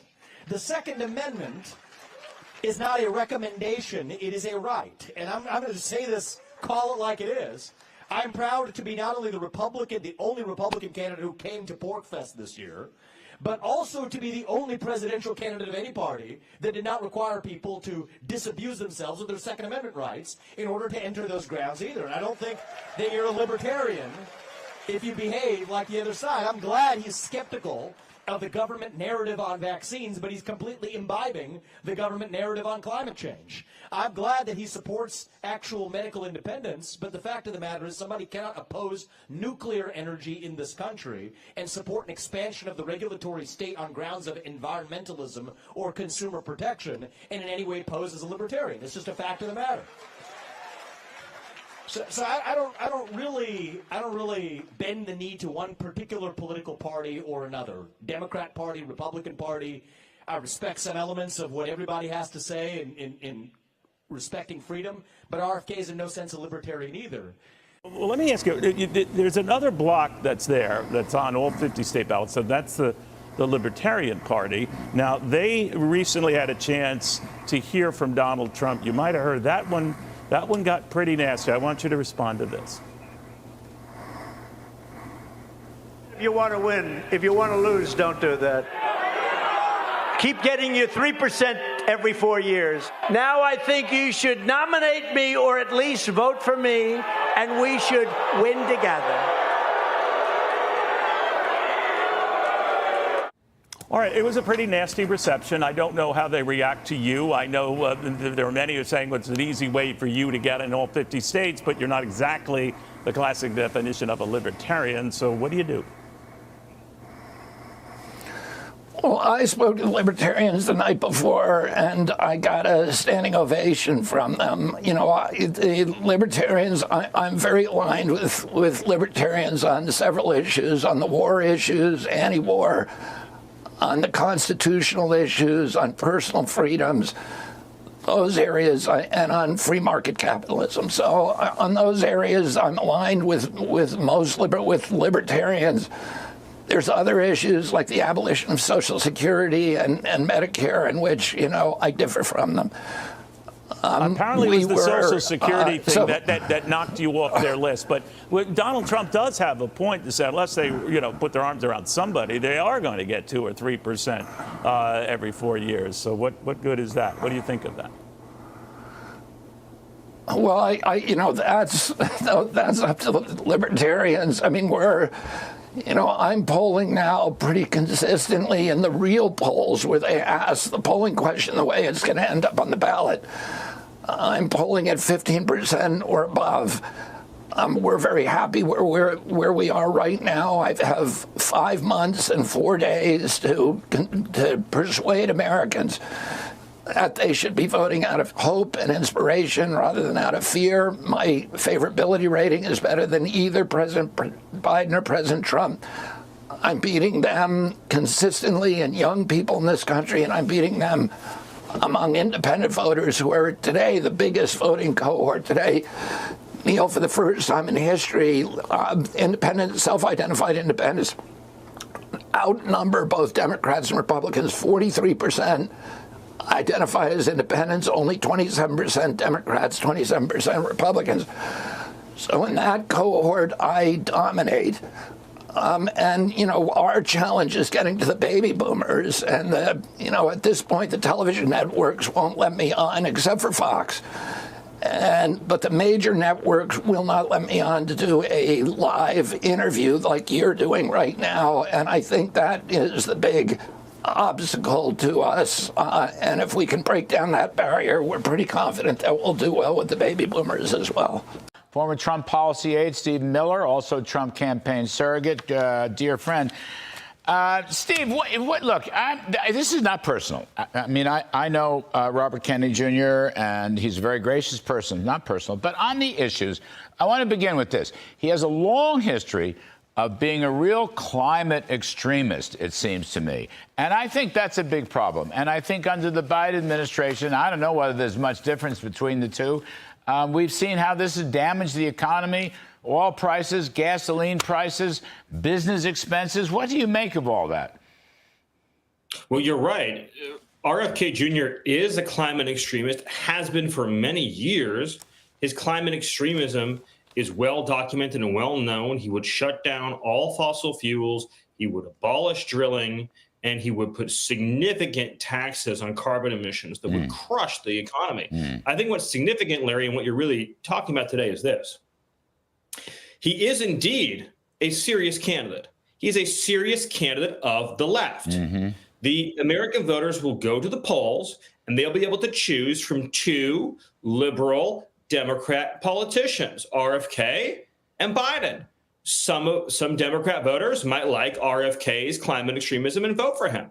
And so you have two extremely liberal candidates in Biden and RFK running. By the way, it's not just climate extremism. RFK has been very extreme on the Second Amendment in favor of gun confiscation. He's been very extreme in favor of socialist economic and tax and regulatory policies. He's been very extreme, even recently, saying that he favors abortion up through the end of pregnancy in all 50 states. So again, a very, very far left position there. So on issue after issue, he staked out territory that puts him to the leftmost portion of the American electorate. You know, I'm reading from Karl Rove's column on this. Karl's pretty tough on him. Again, this is not personal. He's a very gracious man. But Karl says Kennedy has a lot of other, quote unquote, moonbat ideas. Agribusiness is waging war on our health through the food pyramid. The 2004 election was stolen. The 2004 election was stolen. Wi-Fi and 5G cause cancer. Sirhan didn't kill RFK Sr. He also talks about reparations for black descendants or cities. He doesn't mention any specific names. So, again, these are pretty far out stuff. These are pretty far left. Actually, they're just fringe kinds of issues. Those don't really seem serious to me. Well, another one that was not included on that list is his very, very strong sympathy for the Palestinians that support Hamas. So that's another issue where he fits in very well with the left flank of the Democrat Party. I think there's a lot of, for example, Arab voters in Michigan who don't like Biden and who will be voting for RFK. I think there's a lot of college students in places like New Hampshire who are very anti-Israel, who will be very comfortable voting for RFK. So there's a large portion of Biden's coalition that will actually be much more comfortable, whether it be on climate issues or foreign policy issues, voting for RFK. So this is squarely a problem as and more people become familiar with his record. And so as a lot of it was in Mr. Rowe's column, a lot of what we discussed today, I think it's going to be a real scare for Democrats in November. Yeah, I mean, the issue of reparations, I've never understood how you get there. I mean, it was hundreds of years ago. Times have changed. It kind of we don't live in Jim Crow anymore. Joe Biden makes the same case. Reparations is unpopular across the board. I know. As a policy matter. I mean, you get Gavin Newsom in California talking about reparations. You're talking about hundreds of billions, maybe over trillions of dollars that nobody has. Doesn't make any sense to me. And again, he's a very nice fella. He's a very gracious man. I've known him for a long time. We had dinner together with a bunch of people maybe a month or two ago. But politically, you're right. He is a man of the left. Fundamentally, he's a liberal, socialist, Democrat, and more people are becoming familiar with his record. Thank you, Steve Miller. Appreciate it, buddy. See you soon. Thank you. All right, folks. And I want to go to a report by the Wall Street Journal. They reported yesterday that Trump and Elon are in regular communication. There were rumors today that Elon's advising Trump on crypto, which Elon refuted. And Trump has floated the prospect of giving Elon some sort of advisory role at the White House. What do you make of this, and would you consider Elon for a similar role? I mean, I already get advice from Elon. So, I value his advice. I think he has a unique perspective. I have an enormous admiration for him. He's been the leader in our country for standing up for free speech. He told me one time, he said that, he said, I'm from South Africa. I was born in South Africa, but this is my country. He said, I don't own any property out of this country. He said, all my properties, all my factories are here in the United States. And I've made a commitment to this country. And he talked about the reason for that was because of our Constitution, our Bill of Rights, and our free speech. He stood up for free speech despite it costing him tens of billions of dollars. Nobody else has made that kind of sacrifice since the American Revolution for free speech. And so, I have, Elon's got issues like everybody else, but at his core, I see somebody who's really heroic. Do I worry that he's advising President Trump from, my own personal political point of view? No, I don't. I think it's a good thing. I think the more people who are committed to freedom and values that President Trump takes advice from, or President Biden, if he was advising President Biden, I'd applaud that too. Trump has left the building. We can now project the winner of the presidential race. Donald Trump wins the presidency. What started off as unlikely, impossible, is now reality. I will fight for you with every breath in my body, and I will never, ever let you down. We have a president who actually fulfilled the promises he made during the campaign. Securing the border to foreign policy. He now has a record as president that's pretty damn impressive. Breaking news out of Palm Beach, The FBI has executed an unprecedented search warrant at President Donald Trump's Mar-a-Lago estate. The former president has both sides of the political aisle up in arms. It is a dangerous and unstable moment in American history. The Justice Department has just indicted former President Donald Trump. For 7 years, they hated him, they targeted him, they hunted him. This is the epitome of the abuse of the prosecutorial power to preempt political decisions. I never thought anything like this could happen in America. The only crime that I have committed is to fearlessly defend our nation from those who seek to destroy it. The more that a broken system tells you that you're wrong, the more certain you should be that you must keep pushing ahead. They want to take away my freedom because I will never let them take away your freedom. They want to silence me because I will never let them silence you. They're not coming after me, they're coming after you, and I just happen to be standing in their way, and I will never be moving. On November 5th, 2024, justice will be done. We will take back our country and we will make America great again. America will always rise to every challenge and overcome every danger. Donald Trump seems to always get stronger when challenged. These types of things, I think, give him strength. When I'm reelected, I will totally obliterate the deep state. As long as we have pride in our beliefs, courage in our convictions, and faith in our God, then we will not fail.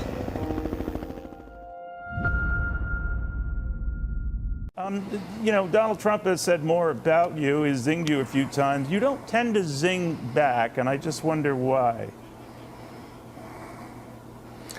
You know, I said when I announced my candidacy a year ago that I'm not going to feed into the vitriol and the anger. We have this toxic polarization in our country that to me is more toxic than at any time since the American Civil War. And I think we have to figure out what I said. I'm going to try to identify the values that Americans hold in common rather than focus on mainly these culture war issues that keep us all apart, that are orchestrated to make us hate each other. And I think somebody has to try to bridge the gap between Americans, and that's what I've been trying to do with my campaign. So, you know, I criticize President Trump for his policies, for running up the debt, for getting us in wars, for shutting the country down during COVID, for being friendly to all these big corporations and billionaires. And I don't go after him on personal issues. I try not to talk about his court cases, and I do the same thing with President Biden. No. Let's talk about issues. Let's talk about them in a respectful, congenial way, and then let people decide on that basis rather than trying to make us all hate each other.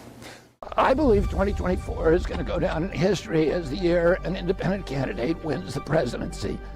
Let me tell you why I think that, because you definitely won't hear about it from the mainstream media. Zogby Strategies recently conducted the most comprehensive and accurate poll of this election, surveying over 26,000 people. That's about 10 times what the typical poll surveys, and it has a margin of error of almost zero. They asked some questions that no one has asked so far. Zogby asked who people would choose in a head-to-head matchup, not just between President Biden and President Trump, but with Kennedy versus Biden and Kennedy versus Trump. Results were shocking to the mainstream media, which is probably why you haven't heard of them. When I go head-to-head with President Biden, I win in a landslide, 367 electoral votes to a mere 171. When I go head-to-head with President Trump, I still win, but in a nail-biter, 270 to 268. And when they face off against each other, President Trump wins by a comfortable margin of 50, whether I'm in the race or not. Frankly, the biggest obstacle to my victory is that people think I can't win. This poll shows that I can, and that's why it's so important to spread the word about these results. They shouldn't be surprising, really. Independents now outnumber Democrats and Republicans by a margin of almost 2-1, and my favorability rating is higher than either of the other candidates. That's why I'm asking for your help today, to turn my winning chances into a winning reality. Please give whatever you can to my campaign. Help me take our country back from the corrupt two-party system that has turned our country into ruin. The election is only months away. Please give me your support now. Thank you, and God bless you. Hey everybody, my name is Jonathan Hiller and I'm the Director of Content at Team Kennedy, and today we're going to be talking about something that might just be the worst example of voter suppression in our democracy today. And you may not have heard of it. It's extreme restrictions to ballot access. In George Washington's farewell address, America's first and only independent president warned that the rise of political parties would eventually subvert the power of the people. And unfortunately today, the extreme ballot access laws in our country prove the enduring truth of Washington's words. But let's back up a little bit. So typically when you go into a voting booth, you see two options, a Democrat and a Republican. But every now and then, you'll see another option. It might be the Green Party or the Libertarian Party or an independent. Live or die, survive or perish. From this day on, I am with my country. Bobby is running for president to break the two-party system for good and unify the country. And to do that, he needs to get in the ballot as an independent. And to do that, he needs to get signatures. A lot of them. In fact, we need to gather over 1.5 million signatures throughout the country to make sure that he's on the ballot in every state and the District of Columbia. The amount of signatures that Trump and Biden need is 0. But we're totally fine with that because Team Kennedy has now gathered enough signatures to qualify Bobby for over 200 electoral votes. Recently, Bobby and Nicole turned in over 245,000 signatures to gain ballot access in Texas, which accounts for 40 electoral votes.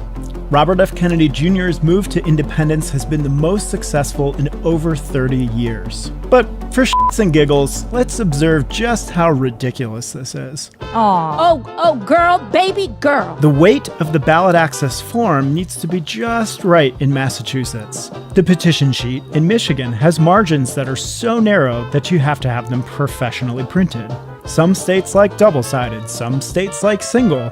And be sure you use the correct color ink and paper, because that's all different too. And in states like Washington, you need to post legal ads at least 10 days before you start petitioning.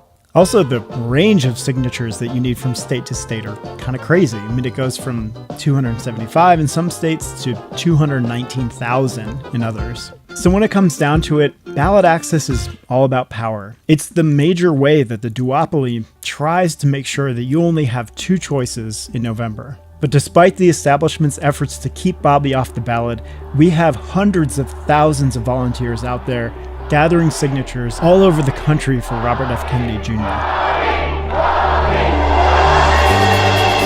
Robert F. Kennedy Jr. will be on the 2024 presidential ballot. He has met ballot qualifications in yet another state. Here in Michigan, in Iowa, In North Carolina. in Arizona and Georgia, Texas. California. New York, Utah. in Nebraska.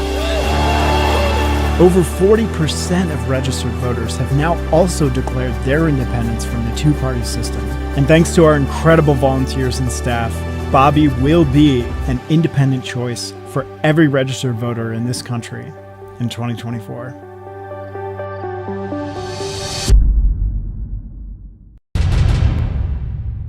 I know you filed this complaint with the Federal Elections Commission. What do you think is behind this decision? Do you think it's driven by the Biden camp, the Trump camp, both camps, CNN? What? The rules are that the networks can sponsor debates, but they cannot pre-select. They have to use pre-selected criteria in order to decide who gets to participate in those debates, and it has to be objective, neutral criteria. And what happened, according to the people who participated in that conversation, as reported by the Washington Post, is that the Biden administration said to CNN, you need to select rules that will keep Robert Kennedy off the stage, or we're not going to participate. If you have criteria that you design to garner two candidates, then that's an illegal, and to exclude everybody else, and that is an illegal campaign contribution to those candidates. And so we've written a complaint to FEC asking them to enforce the rules. We talked with CNN, and CNN was very cagey about exactly what happened in that conversation. We asked them, did you pre-select? Did you select it in response? Did you select your criteria in response to what the Biden administration asked you to do? And they said, we can't answer that question because it's privilege. Well, there is no privilege that applies to that conversation. So they were being dishonest about that. Do you think that there's one candidate that's more against you being there, obviously because they think you're going to hurt their chances more? Both candidates want to be off the stage, but since the announcement, President Trump has come out publicly and said that he would welcome me on the stage, as long as I meet the criteria, which I do. The President Biden's staff has said they do not want me on the stage and that they will not participate if I am on the stage. So I would say the answer to that question is that President Biden doesn't want me on. The polls, the best polls, show that I take many more votes away from President Trump than I do from President Biden. So, when we poll our own followers, about 57% of them say that if I'm not in the race, that they're going to support President Trump. If I'm in the race with President Trump and President Biden, President Trump wins. If I get out of the race, President Trump wins larger. He actually gets 2 more states, Virginia and Maine. If in a head-to-head race between me and President Trump, I beat President Trump. President Biden cannot beat President Trump. I can. In a head-to-head race between me and President Biden, I win 39 states. He only wins 11. I know that RFK Jr. wants to try and get onto the stage on Thursday, and I'd love to have him, frankly, because I don't think he's much of a debater, and he's got some very liberal, radical left ideas. But I would love to have him, but you have to get certain numbers. That was the criteria, and he's way below those numbers. He's not coming close. So I hope to see him up there someday, but it looks to me like he's not going to qualify on many fronts. But he'll be there, and, they say he hurts Biden more than he hurts me. I don't know if that's true or not, but they say he hurts Biden because he's a serious left person. And you know what? If he is, that's good. I don't really care. I'm going to Cleveland. It looks like we're doing great in Ohio. We're doing great in just about every state we're in. Every poll number that's coming in is looking good. We're leading just about every poll on a national basis, also on a swing state basis.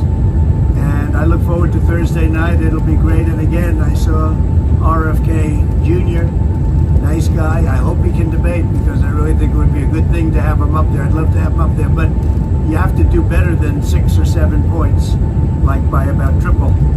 And maybe someday he'll be there, but I sort of doubt it. Thank you.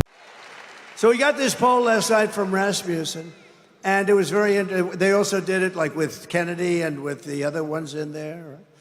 Cornel West. He's one of my favorite candidates, Cornel West. And I like her also, Jill Stein. I like her very much. You know why? She takes 100% from them. He takes 100%. Kennedy's probably 50-50, but he's a fake. He's a fake. He's a total fake. You don't want to. He's more liberal than Joe Biden and all of these communists that work for him. Kennedy's more liberal than all of them. He wants to be in the debate, but he's got bad numbers. You can't do that, right? I'd like to have him in the debate, actually. I'd love to have him in the debate, but he's got bad numbers, very bad. No, I don't think he's going to ever make it. I watched your show with President Trump. It was really good. The best I've ever seen him presenting himself. I think you brought out the best in him. That was my plan. Do you think President Biden is going to be the candidate for the Democrats? I don't know. I think it's hard to imagine, but I think... if they don't run him, who will they run? I don't know. I stopped predicting the future in 2016 when President Trump won because I didn't think that was going to happen. And I just thought, okay, I'm not good at this. So I stopped. Yeah, well, reading people the way I do, because it's my profession, I predicted with total confidence that he had the message, but he was not the messenger. I said, 100% he won't be elected. I said, you count on it. I know these things, trust me. I was 100% wrong. Yeah, my daughter, I have a daughter who never thinks about politics. She has nothing to do with it. And she came to me at the beginning of 2016. She said, Donald Trump's going to be the next president. And I said, you're crazy. You don't know anything, but... On the off chance that you're not elected in November, and that Donald Trump is elected, would you be willing to work for him in some capacity to do what you're talking about? I don't think so. I mean, I would listen to a proposal, but I don't think so. I don't think. You wouldn't serve your country? Well, I'm not confident that I could do that. If I had that confidence, I would. I think I don't think, anyway. What you've been talking about, I mean, the backstory, because we don't have the time, but we're talking about America. And when I interviewed your cousin, Caroline Kennedy, at one point we were talking about how your uncle, Teddy, would exhort you cousins to memorize Longfellow's poem, Paul Revere's Ride. And it reminded me of a different America, you know, because when people talk about, say, I'm a Kennedy Democrat, that's pretty dramatically different than what the party has become. There was a love of country, and I think that when you talk about your uncle's desire, your father's desire to right these wrongs, there's something noble about that, and it's hard not to admire that. And to think that we're 6 decades along and that we're still dealing with this stuff. Most Americans still aren't awake to the narrative. I mean, you know, you're giving us chapter and verse on where the bullets were, and most Americans think, oh, Sirhan, you know, Lee Harvey, you know, and again, not that that's the most important thing, but it points to the deeper truth that we're supposed to be a self-governing people. And it seems that some of the forces that you've been working against have been, they're taking great pains to demonize anybody like you that would question the narrative. And so it seems to me that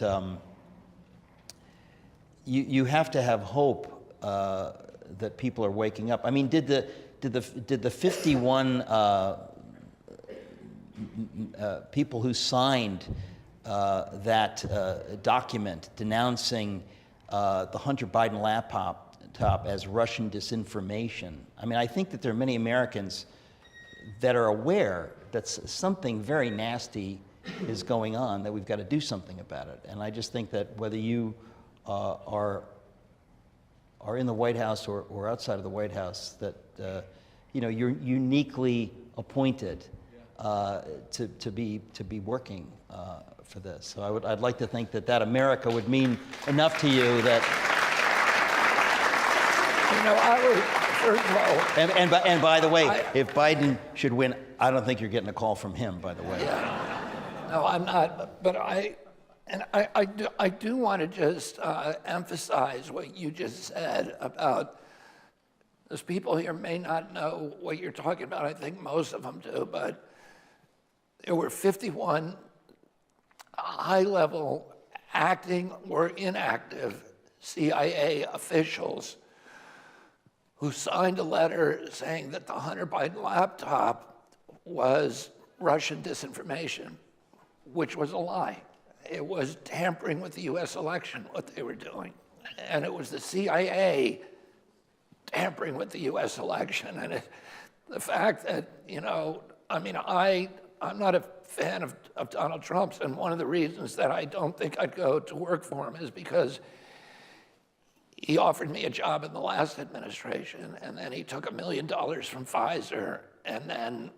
I mean, I've heard that story, and I think a lot of us were in a different place at that time. A lot of us have a very different view of Pfizer and Moderna than we did at that point, and actually a very different view of many things than we did at that point. When somebody looks you in the eye and tells you, I want you to do this, and then, you know, it was a big cost for me to go announce that I'm joining the Trump administration, an enormous cost. And then, you know, and then nothing is there. It makes you less willing to, you know, then entrust to trust that person again. So, you know, like I said, I would listen to a proposal. My objective is to help my country.